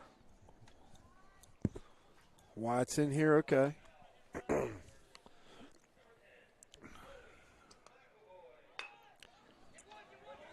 Did you just see that? Yes. And nobody covered first base on the bunt, and that allows Tingler to advance. So now the Bees are in business with runners at first and second. Coach, you know how I knew it was Wyatt Miner? I was standing up. I looked over, and the guy that was sitting beside me was still 3 inches bigger than me. It felt like someone turned the lights out? Yes. Danny Radish, the first baseman. You don't see a two-strike sacrifice too often. Well, it was a great bunt. It really was. I mean, right up the first. I was just baseline. getting ready to make fun of the situation in that, you know, they ask him to bunt and he can't lay one down, and you know, don't ask him again. But no, he came through. Sirach's first pitch is in the dirt. O'Neill does a good job keeping the ball in front of him so the runners can't advance. It'll be ball one on the first baseman, Radish. O'Neill giving Rock some words of encouragement. I love it when a catcher plays a position the way it's supposed to be played. Blocking the ball, being encouragement, you know, being a team guy. It looks like what O'Neill is.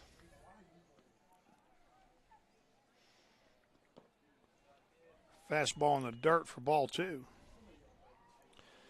Alvaro trying to be a little bit of a distraction to Rock at second. Getting an early jump, early break on the pitch.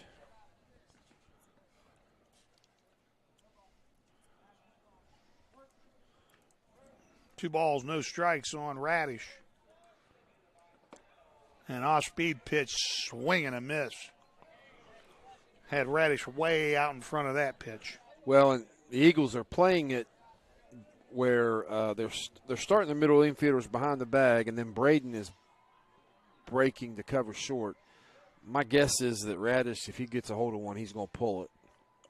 Curve balls pulled down the left field line, foul for strike two. That front shoulder for Radish has been coming out a little bit early, so if Ryland can find the outer half of the plate with an off-speed pitch, might be his punch-out pitch here. The 2 balls, 2 strikes. Couple B's on the base pads. An off-speed pitch. Curveball swing and a miss. Strike 3 for Ryland Rock, and that was a big out, Coach. Great pitch by Ryland. Radish, again, big, strong guy that you have to be wary of.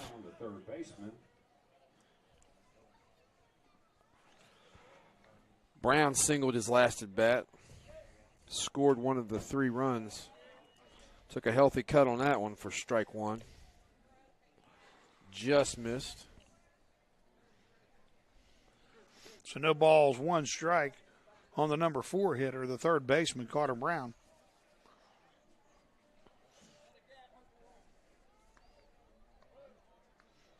And Carter's been on multiple times. Nice. He's been on base 3 times. And Rock with a nice pitch. He just snaps that. A little bit more bend on his back right there. But didn't get the benefit of the call. 1 ball, 1 strike. Did not.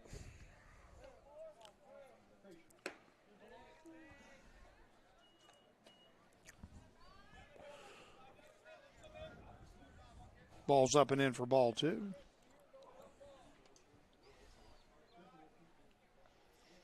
Rock gets a sign from O'Neill.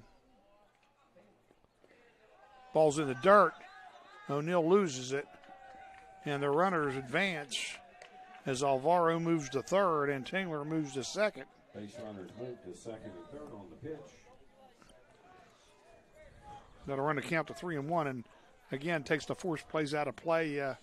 It takes probably makes takes pitching. the outside curveball pitch off the table, because if it kicks away, 1 run scoring and maybe 2 depending on how far.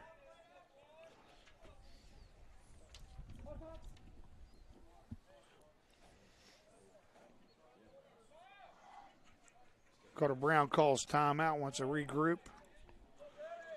Fix the batting gloves, shake the shoes. Back in the box, 3 balls, 1 strike. You got first base open here. I wouldn't be scared to put him there. And ball right on the outside corner for strike 2. O'Neill agrees, the umpire agrees, and so did Carter Brown. We're all in agreement. Full count. Here's the payoff pitch. Fastball just a bit outside for ball 4. And that's going to load the bases for the Bees. Number 17, the second baseman.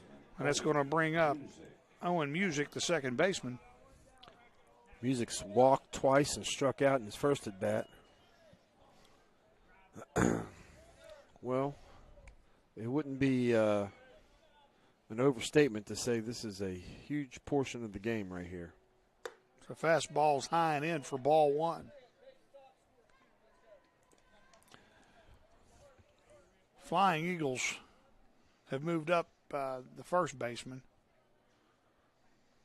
And it looks like the rest of the infield's playing middle. Middle depth. From called timeout. Wants to have a little meeting of the minds. Make sure everybody's on the same page.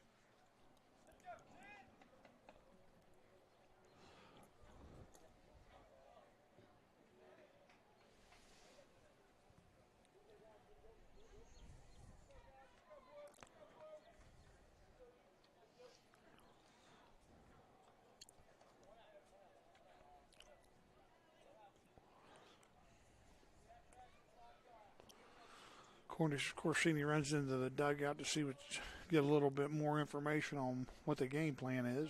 It looks like they're staying at double play depth with one out. That's still being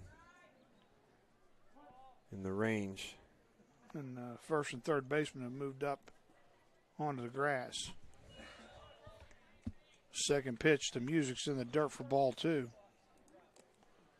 Coach Smith calls timeout. Now we're going to have a full-fledged conference at the mound. Make sure everybody's on the same page. If you're the Bees, the squeeze is in play.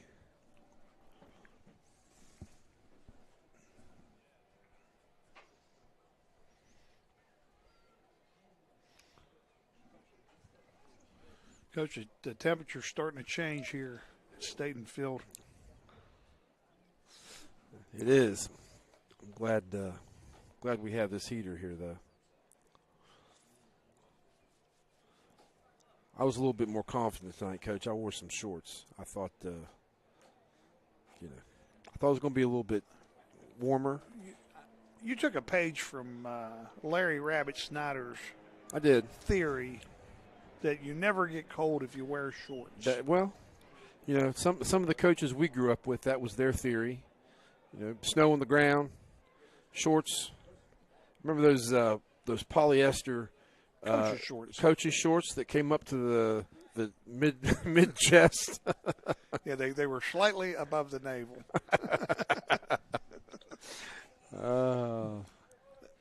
It's a good look back in the day. Yeah. I think every coach in the 70s and 80s had them. Only I think they gave you a free pair of ponies with those shorts.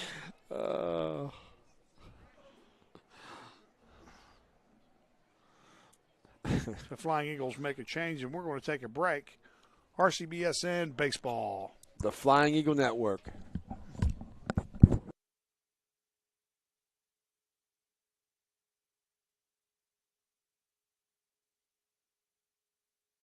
County Schools has a long-standing tradition of providing outstanding educational opportunities for its students. Comprised of 24 schools, our district serves the needs of pre-K through 12th grade students throughout Harrison County. Providing a safe, supportive learning environment for all, we offer a well-planned, comprehensive curriculum designed to meet the needs of every student at every grade level. The elementary curriculum emphasizes core subjects augmented by music, art, health, integrated technology offerings, and physical education. Middle school students are introduced to programs, career counseling, and coursework that will help them make the transition to high school. Our high schools offer a broad and challenging curriculum to meet diversified needs and prepare our students for future careers or post-secondary education. Advanced placement honors, as well as dual credit partnerships, are available through local universities. Healthy Grand Families is a free initiative to provide information and resources to grandparents who are raising grandchildren. Healthy Grand Families is a partnership with Harrison County Schools, Family Services of Harrison County, and United Way. Harrison County Schools, where all are leaders and all are learners.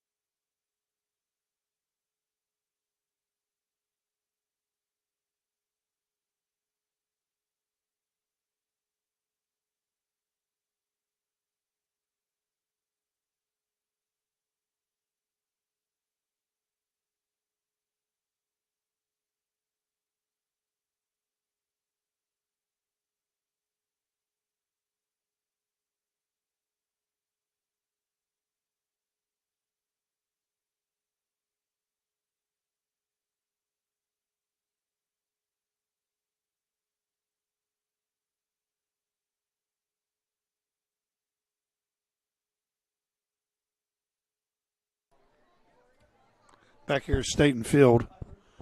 Bryce Bird's a new pitcher for the Flying Eagles.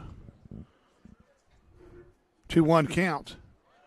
And next pitch in there for strike 2.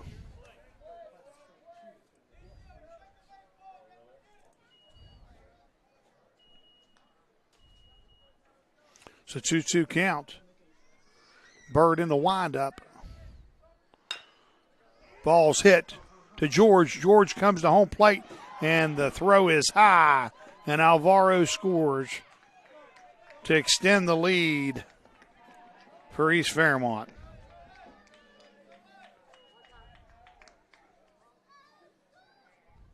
Alvaro scores on the shot to third base. Bases remain loaded.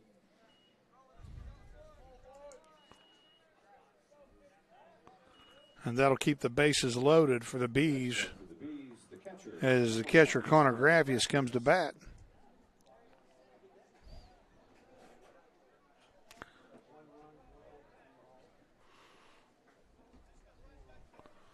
Flying Eagles fall behind 4-1.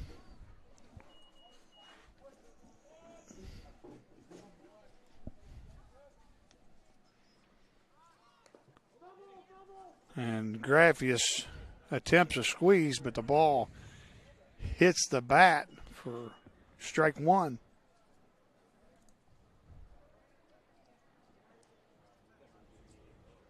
It's a tough break for the Flying Eagles coaches. Yeah. Ball hit George and just an errant throw to home plate, and hey, Bees were able to extend the lead to 4-1. But Bryce Bird's done a nice job throwing strikes. He came in this situation with the bases loaded and he's thrown a bunch of strikes right off the bat. That's all you can ask. I think this is Bryce's first appearance of the season. So, in a tough spot, but it's nice to see him respond. So no balls, 1 strike on Connor Grafius. Bryce Bird with a pitch, and he throws it inside. Now they got a very good chance right there. They had Tengler caught up. Yeah. Bases loaded, though. It's tough to get that coverage the way you want it, because Nick's got a charge from third. Braden's trying to hold him at second a little bit. 1-1 count. And Bryce Bird just misses a ball high. 2 balls, 1 strike.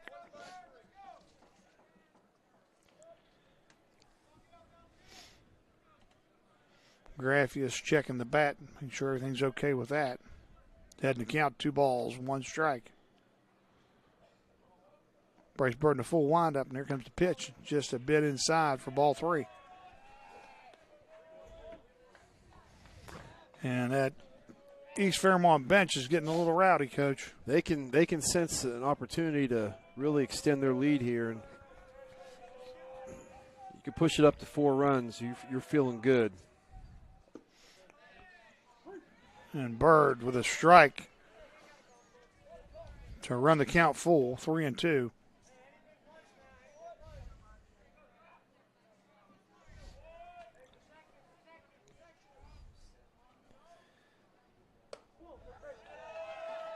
And that ball's high for ball 4, and Tingler will cross home plate for the second run of the inning for East Fairmont and add to the Bees' lead as they go up 5-1.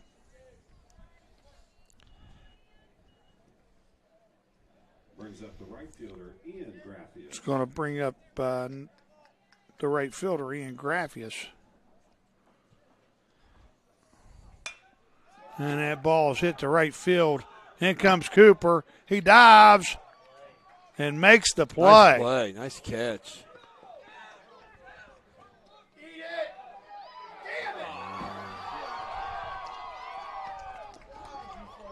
And there's a throw to home plate, and Bryce Bird cuts it off. Play at the plate. Safe. And he slides in safe.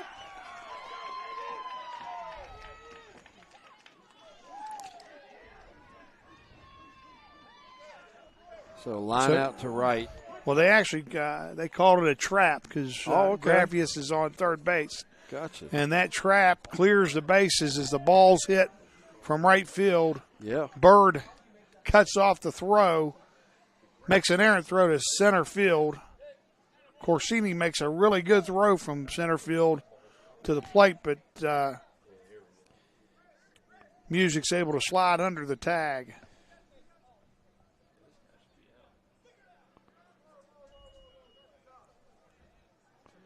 So we call timeout because the umpire's going to have a little conversation on the play. And right field looked like Cooper caught the ball, Coach. I thought he did, but just the way he acted afterward. But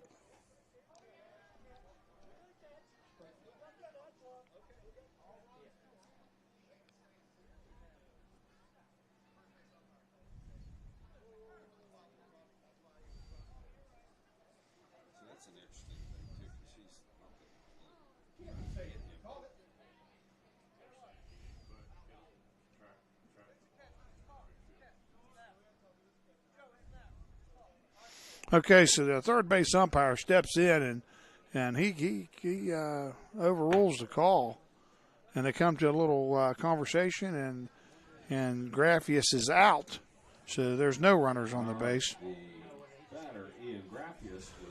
But all that movement happened after the catch, so doesn't affect any of the runs scored. So now they've scored 3 runs. So that's going to take the lead.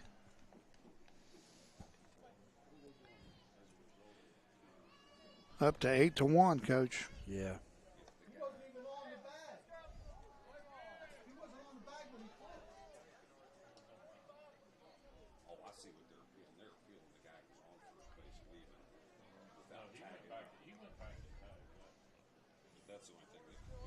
So there's a conference going on with Coach Smith and the home plate umpire, just trying to make sure that the timing on the tagging happened correctly, and the umpire is explaining everything from their perspective. I don't think Coach got the answer that he wanted, but well, I think he felt like the runner on third didn't tag up because yeah. And I think that's where he wanted the appeal, which changes a lot of things if that. It does. Happens. I mean, it stops the other 2 runs. So it's a valid point. Officials saw it different. So fastball hit hard to George, and George just throws in the dirt to Fromm, and Tristan Boone, the left fielder, is able to advance to first base with 2 outs.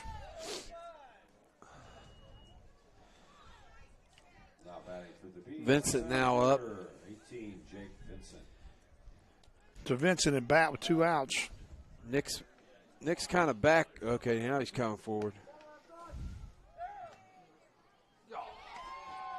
And they still, and O'Neill throws Aaron into center field. And I thought if Nick stayed back like that Vincent would lay one down, but he squared up like he was going to.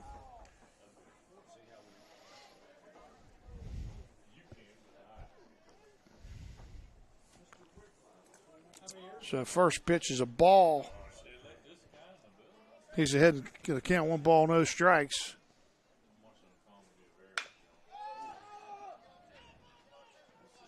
And Vincent hits it to right field, and Cooper camps under it for out number 3, but not before the damage is done, Coach.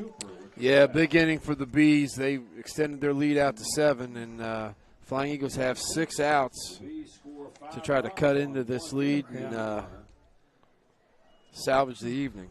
And that's what's critical. They scored 5 runs on 1 hit, and they leave 1 on, so that extends the lead out to 8-1. RCBSN Baseball. The Flying Eagle Network. County Schools has a long-standing tradition of providing outstanding educational opportunities for its students. Comprised of 24 schools, our district serves the needs of pre-K through 12th grade students throughout Harrison County. Providing a safe, supportive learning environment for all, we offer a well-planned, comprehensive curriculum designed to meet the needs of every student at every grade level. The elementary curriculum emphasizes core subjects augmented by music, art, health, integrated technology offerings, and physical education. Middle school students are introduced to programs, career counseling, and coursework that will help them make the transition to high school. Our high schools offer a broad and challenging curriculum to meet diversified needs and prepare our students for future careers or post-secondary education. Advanced placement honors, as well as dual credit partnerships, are available through local universities.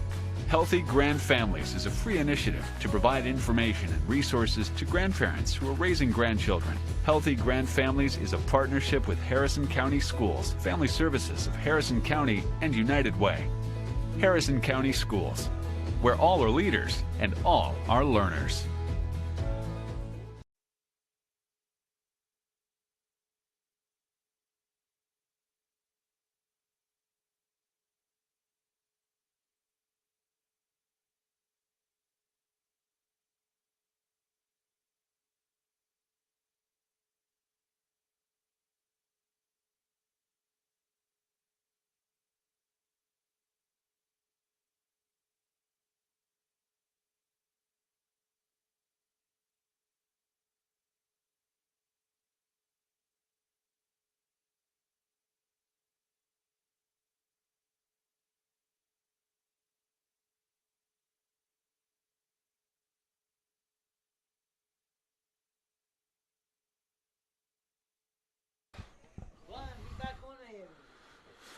So back here at Staten Field, bottom of the sixth inning, Flying Eagles trailing 8-1. Top of the lineup with the shortstop, Braden Thomason. He takes the first pitch from Alvaro straight back for strike number one. You know, Alvaro's kept his pitch count down to a nice number this evening. He's still chugging along. Except for that one mistake to Nick.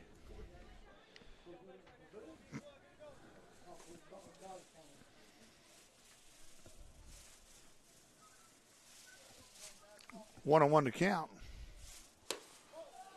Pitch is up high for ball two.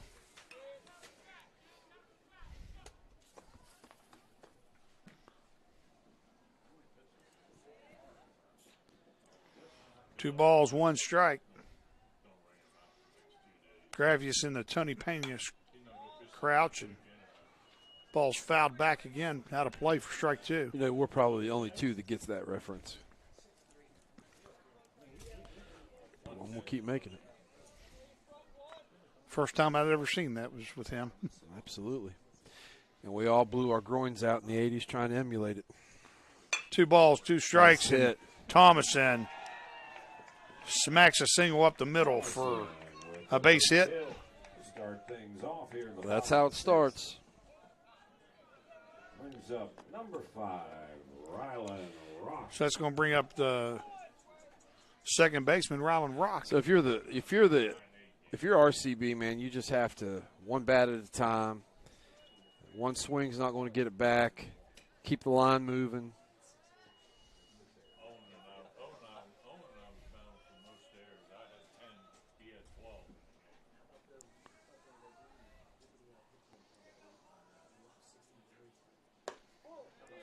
Stayed up a little high. Curveball high on Rock. Rock ahead in the count, one ball, no strikes. And again, you know, the numbers are going against the Flying Eagles out wise, so the likelihood of Thomason being really aggressive is unlikely at this point. Yeah, you don't want to run yourself out of a chance to get a big inning. Speaking of Tony Pena, Chris Min just shot a message that he appreciates the reference, and you know. Fastball on the inside corner for strike one. That was a called strike in an 8-1 ball game when the temperature's starting to drop. Dinner's on the table. That was a dinner's on the table called strike. Absolutely. Even the count up on Rock 1-1. That's a nice Curveball in for strike 2. And Thomason does take off, and he's able to steal second base, which takes away the force out.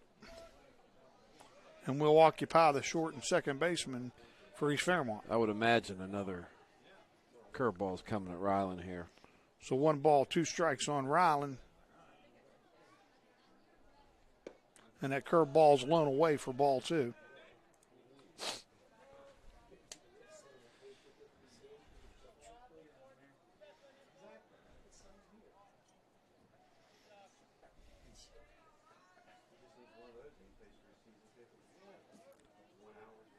Two and 2 pitch.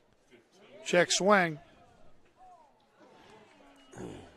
And I think that was a good call. He didn't too. break the plate, and I appreciate the umpire making the reference. We have Coach has a point of contention here with the official.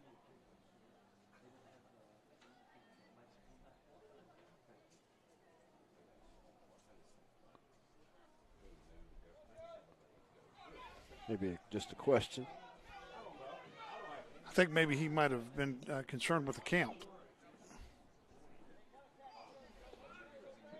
Could be it. It's been 3 appeals to the field ump, but all been negative tonight. So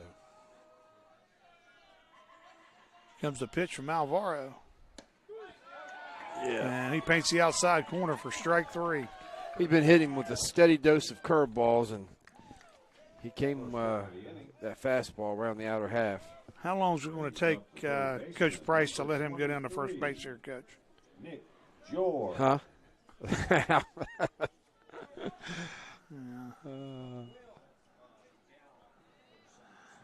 8-1. He's going to let him swing the bat. Good. I appreciate that.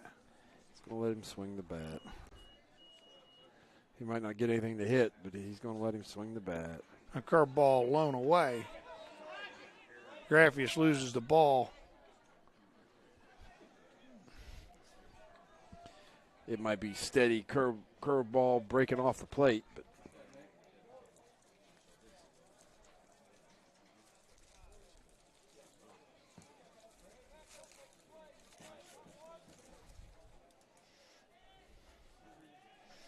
Graffius looked like Dougie when Coach Carell moved his bike during football season, trying to find his bike.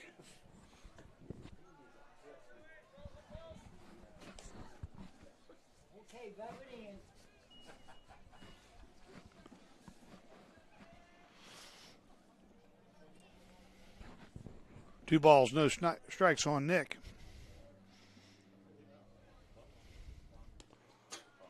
Ball gets by the catcher, and then head first slides Braden Thomason for the second run of the game for the Flying Eagles, and that's going to put Nick George Second run of the game for the Flying Eagles.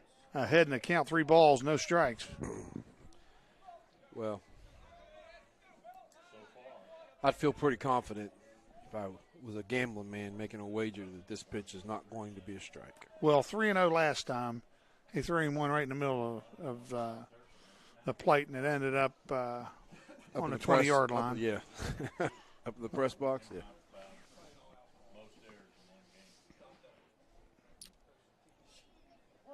We'll see what he does. He likes to live dangerously. 3 balls, no strikes on George. Here's the pitch, and the curveball's in for strike 1. Okay. He didn't come back with a fastball. He didn't challenge him, but he won't see a fastball, I don't think. I wouldn't imagine.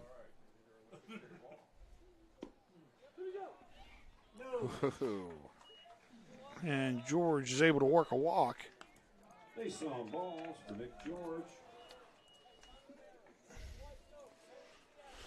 So Nick's been on base all 3 times today. First baseman number 18, Logan Fromm. It's going to bring up Logan Fromm.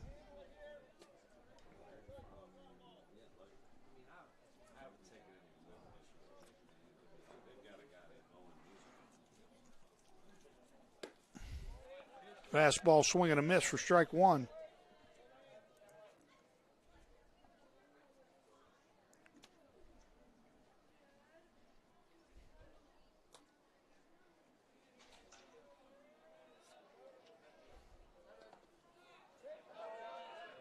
Gravius did a nice job. That pitch was in the dirt, Coach, and he was able to block it and keep in front of him and didn't allow Nick George to advance to second base.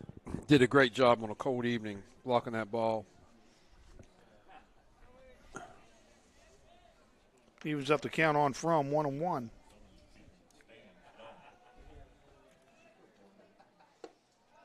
That pitch is high and inside for ball two.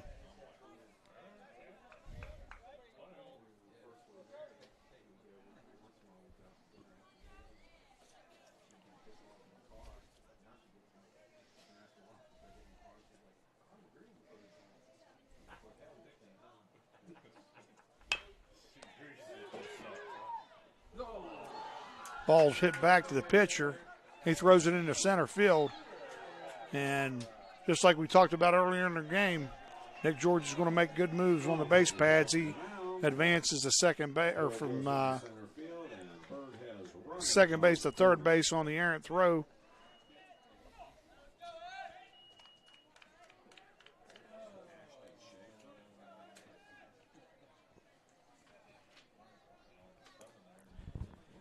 You know, if the Flying Eagles can get this down to a 3 or 4 run game by the last inning. Ashton Schaefer.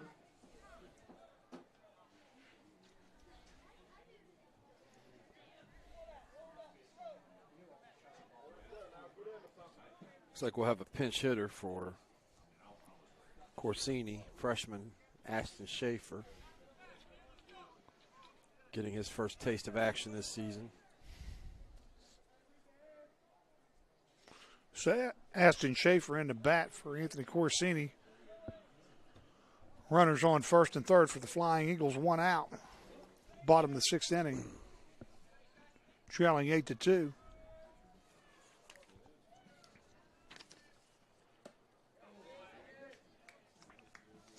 Pitches on the inside corner for strike one.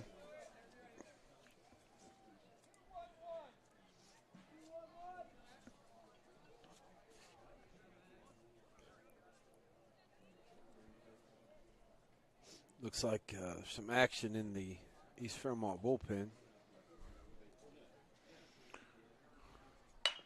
Fastball, Schaefer hits it to the shortstop. It handcuffs him, but he does a great job of handling that ball. And Tingler's able to throw Schaefer out to first base, but not before the Flying Eagles score another run. George scores. On the fielder's choice. Well, if you're East Fairmont, you'll gladly trade out for a run in this situation. Frum's on second base for the Flying Eagles. It's going to bring up right fielder Dior Cooper. Dior Cooper and pick off play to second base. And Frum easily gets back. So Dior Cooper in the box for the Flying Eagles.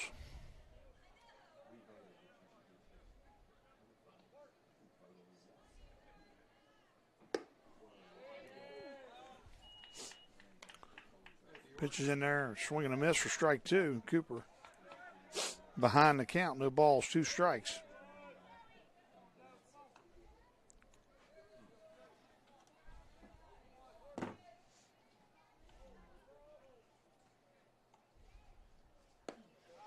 And curveball right on the outside corner. Yeah, that's the second strike on Dior. Now it's no balls, 2 strikes. Sorry about that, Coach. Coach, you're fine.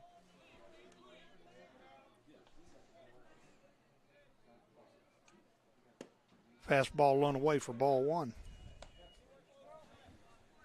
Again, if you're Dior, you want to hold on. You want to try to keep this line moving. Do whatever you can to get on first base. It's got a big gap in between the first and second baseman.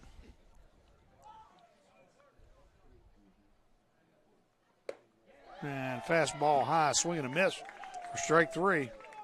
Not before the Flying Eagles were able to put 2 more on the board and cut the lead to 8-3. They get 1 or 2 runs on 1 hit, 1 runner left on base, and at the end of 6 full innings, East Fairmont 8, Robert C. Byrd 3.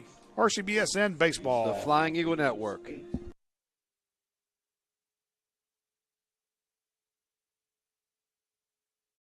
County Schools has a long-standing tradition of providing outstanding educational opportunities for its students. Comprised of 24 schools, our district serves the needs of pre-K through 12th grade students throughout Harrison County. Providing a safe, supportive learning environment for all, we offer a well-planned, comprehensive curriculum designed to meet the needs of every student at every grade level. The elementary curriculum emphasizes core subjects augmented by music, art, health, integrated technology offerings, and physical education. Middle school students are introduced to programs, career counseling, and coursework that will help them make the transition to high school. Our high schools offer a broad and challenging curriculum to meet diversified needs and prepare our students for future careers or post-secondary education. Advanced placement honors, as well as dual credit partnerships, are available through local universities. Healthy Grand Families is a free initiative to provide information and resources to grandparents who are raising grandchildren. Healthy Grand Families is a partnership with Harrison County Schools, Family Services of Harrison County, and United Way. Harrison County Schools, where all are leaders and all are learners.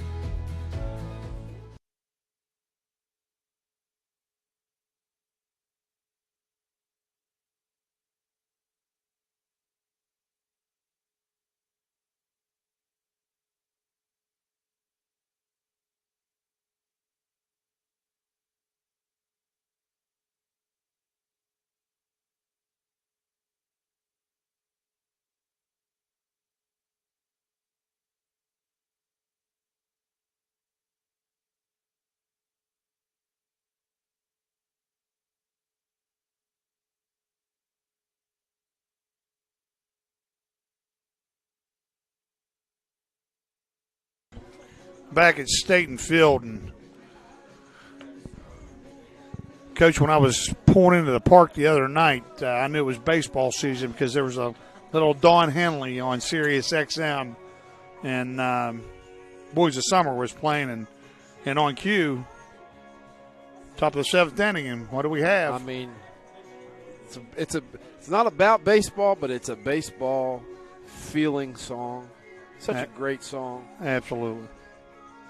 Song that was popular when you and I were running around the baseball fields of north central West Virginia.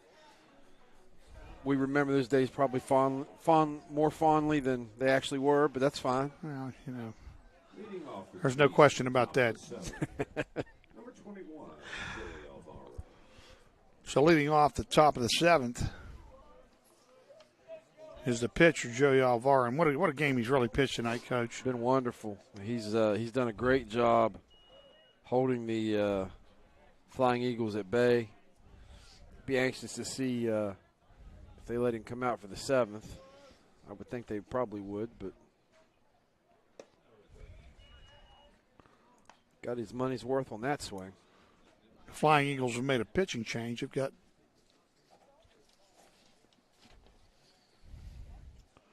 Ashton Schaefer, a 9th grader, who's came in and thrown 2 pitches immediately for strikes. And that ball stopped over the back. It was a nice play by George. Fair ball down the line. But an errant throw, which is going to allow Alvaro to go to second base. Yeah, I think he would have been safe, even if the throw was on line, but the extra base. Coming up to the plate for the Bees, number 5, Connor Tingler. That's going to bring up Connor Tingler. Tingler's had a nice game, scored a couple runs for the Bees. Ashton Schaefer has stayed in to pitch for the Eagles. They had a little confusion there by the home plate umpire and looked for some assistance down the right field line. I think he was just checking to make sure Mr. Taco was still in the parking lot. Schaefer's pitch is inside for ball one.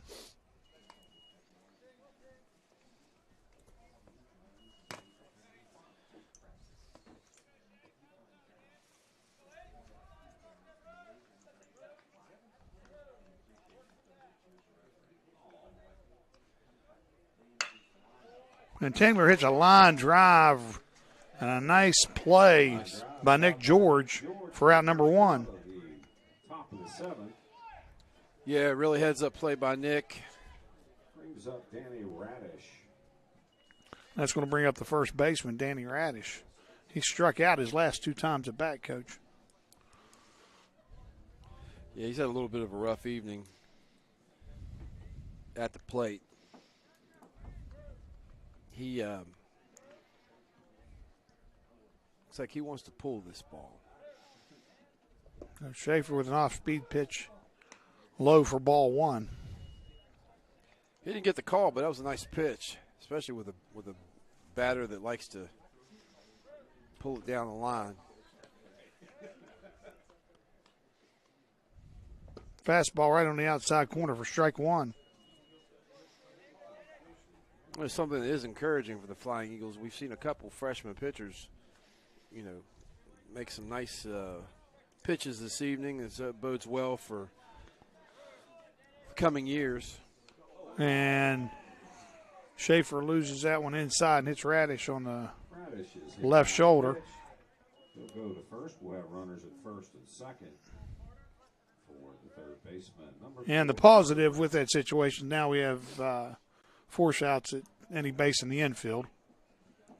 But that is going to bring up the third baseman, the cleanup hitter, Carter Brown. Brown's had a rough evening. I'm sorry. I'm looking at the wrong one. He singled, scored 2 runs, has a couple walks, 3 walks. Fastball right on the inside corner for strike one.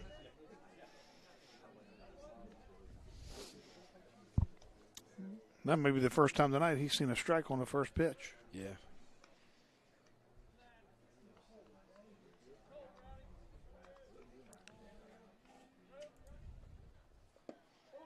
Curveball left inside for ball one. Evens up the count. It was a good pitch right there. Just missed it as well. Yeah, I like his hitting both sides of the plate. Pitch is fouled out of play for strike two. Schaefer way ahead in the count. 1 ball, 2 strikes. I tell you, Coach, between innings, when you figured out how this heater could put out a little bit more heat, it's made a difference. No, I can feel my fingers again. I'm ready for an extra inning game at this point. And what a nice pitch. Breaking ball by Schaefer and a swing and a miss by Brown for out number 2. That's going to bring up the second baseman, Owen Music. Brings up Owen Music. Nice pitch by Ashton. Again, coming in and getting valuable reps this evening. A fastball on the outer half of the plate for strike one, swing and a miss. Music didn't have to swing there. That was a strike one way or another. Absolutely. Looks like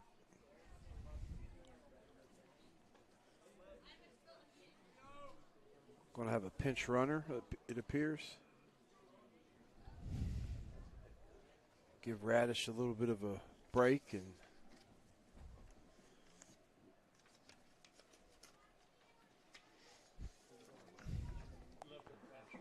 it's going to be Riley Trotto, a senior.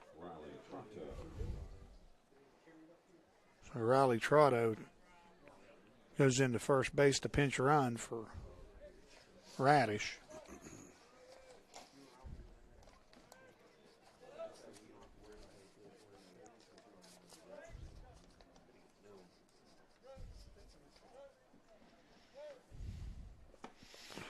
Fastball swing and a miss, and Schaefer way ahead in the count on Music 0-2. I like the way Schaefer's battled here this inning. way ahead in the count. Look forward to him wasting a pitch right here, Coach, and see what he does. Fastball on the inside corner, swinging a miss for strike 3. And Ashton Schaefer with a nice inning for the Flying Eagles. Is East Fairmont has no runs on no hits and 2 men left on base. The end of 6.5. East Fairmont ahead of the Flying Eagles 8-3. RCBSN Baseball. The Flying Eagle Network. County Schools has a long-standing tradition of providing outstanding educational opportunities for its students. Comprised of 24 schools, our district serves the needs of pre-K through 12th grade students throughout Harrison County. Providing a safe, supportive learning environment for all, we offer a well-planned, comprehensive curriculum designed to meet the needs of every student at every grade level. The elementary curriculum emphasizes core subjects augmented by music, art, health, integrated technology offerings, and physical education. Middle school students are introduced to programs, career counseling, and coursework that will help them make the transition to high school. Our high schools offer a broad and challenging curriculum to meet diversified needs and prepare our students for future careers or post-secondary education. Advanced placement honors, as well as dual credit partnerships, are available through local universities. Healthy Grand Families is a free initiative to provide information and resources to grandparents who are raising grandchildren. Healthy Grand Families is a partnership with Harrison County Schools, Family Services of Harrison County, and United Way. Harrison County Schools, where all are leaders and all are learners.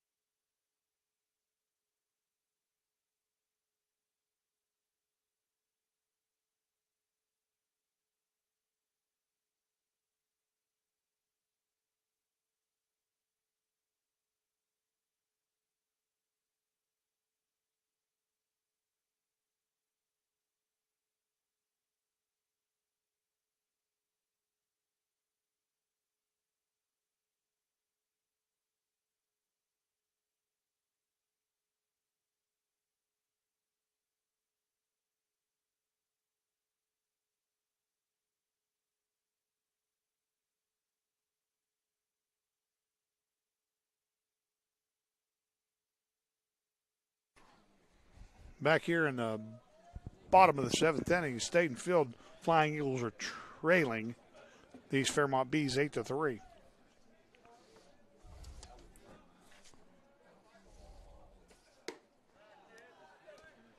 Alvaro's first pitch to the catcher, Noah O'Neill, is up high for ball 1. Yeah, I was anxious to see if Coach Price would leave Alvaro out here, but letting him have an opportunity to get that complete game.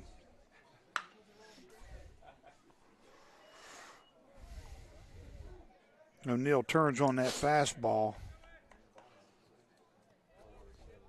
Slams it foul down the third base line.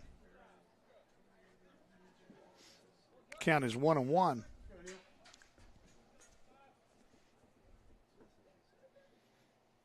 Here comes the pitch. Curveball outside for ball 2.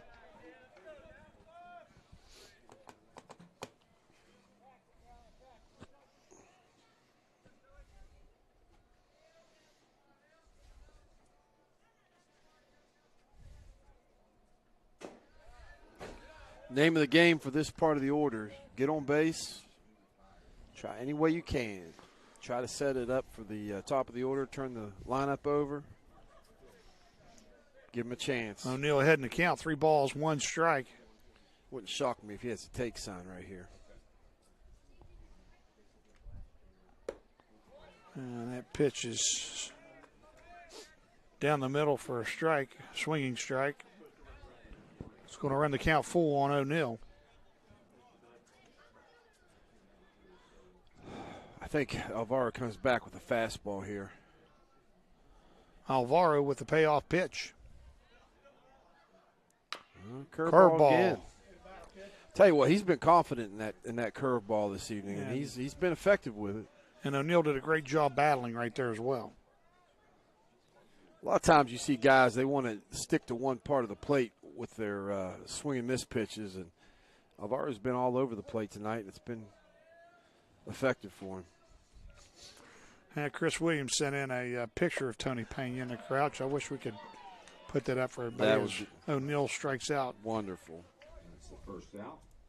For the first out of the inning. It's going to bring up number 16, Braden Ingram, a junior Entering the game outfielder. for the Robert C. Byrd Flying Eagles, number 16, Braden Ingram. You know what I can picture with the Tony Pena crouch is all of the 10, 11, 12-year-olds our age at that time with the plastic batting helmets that we got from wherever, and just Hills. It was from Hills. From Hills, yeah. Probably got a red cherry icy and some popcorn with it. On the way out the door. Yep.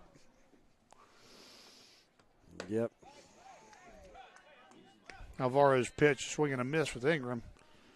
He gets ahead in the count, no balls, one strike.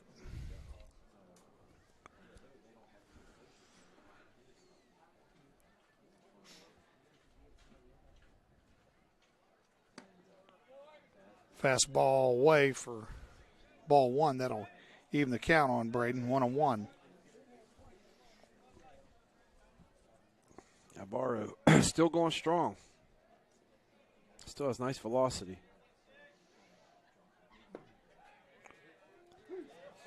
And that curveball, that backup curveball, froze Ingram for strike two. It did. Ball breaks that late. It's hard to keep that shoulder tucked in there. 1-2's a count. And fastball right on the outside corner for strike three and out number two. That's the second out of the inning. So Flying Eagles down to their Entering the game for final Flying out. Eagles, number 14, Chandler Walls. And the bat for the Flying Eagles is going to be number 14, Chandler Walls. Chandler's first action this young season. Chandler's a junior.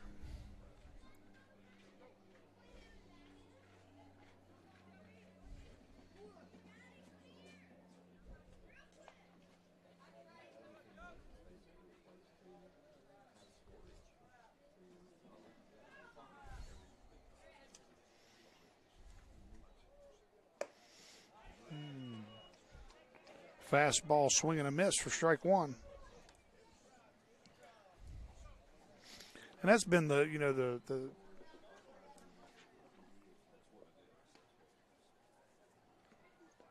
and a ball's in the dirt for ball one. That's going to even the count 1-1. That's what Alvaro's done all day. He's got ahead of hitters, and he's been in command. And when you're throwing strikes, getting ahead of guys 1-2, 0-2, it just makes it so much easier. When that first pitch is a strike, especially if you have an effective number two pitch, it just opens up so many options and keeps the hitters really off balance, and that's what he's done this evening. And he has tremendous command. Pitches outside for ball two. 2-1 on the count on Chandler Walls.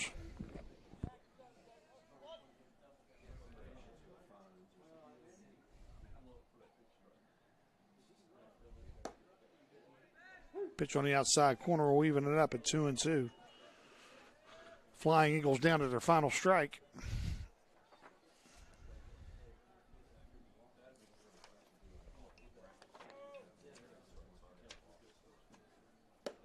And a swing and a miss for strike three. And that'll end the ball game as East Fairmont The final out of the takes down the Flying Eagles 8-3. Coach, what's to the East Fairmont Bees. Well, your recap? We talked about it earlier. Couldn't issue free passes and couldn't make mistakes in the field, and that really was the downfall in that one inning for the Flying Eagles. That kind of put the game out of reach for them. They weren't getting on base this evening well, and so if it was going to be a game for them, it was going to have to be a lower scoring game, and that one inning kind of took it out for them. And you can't say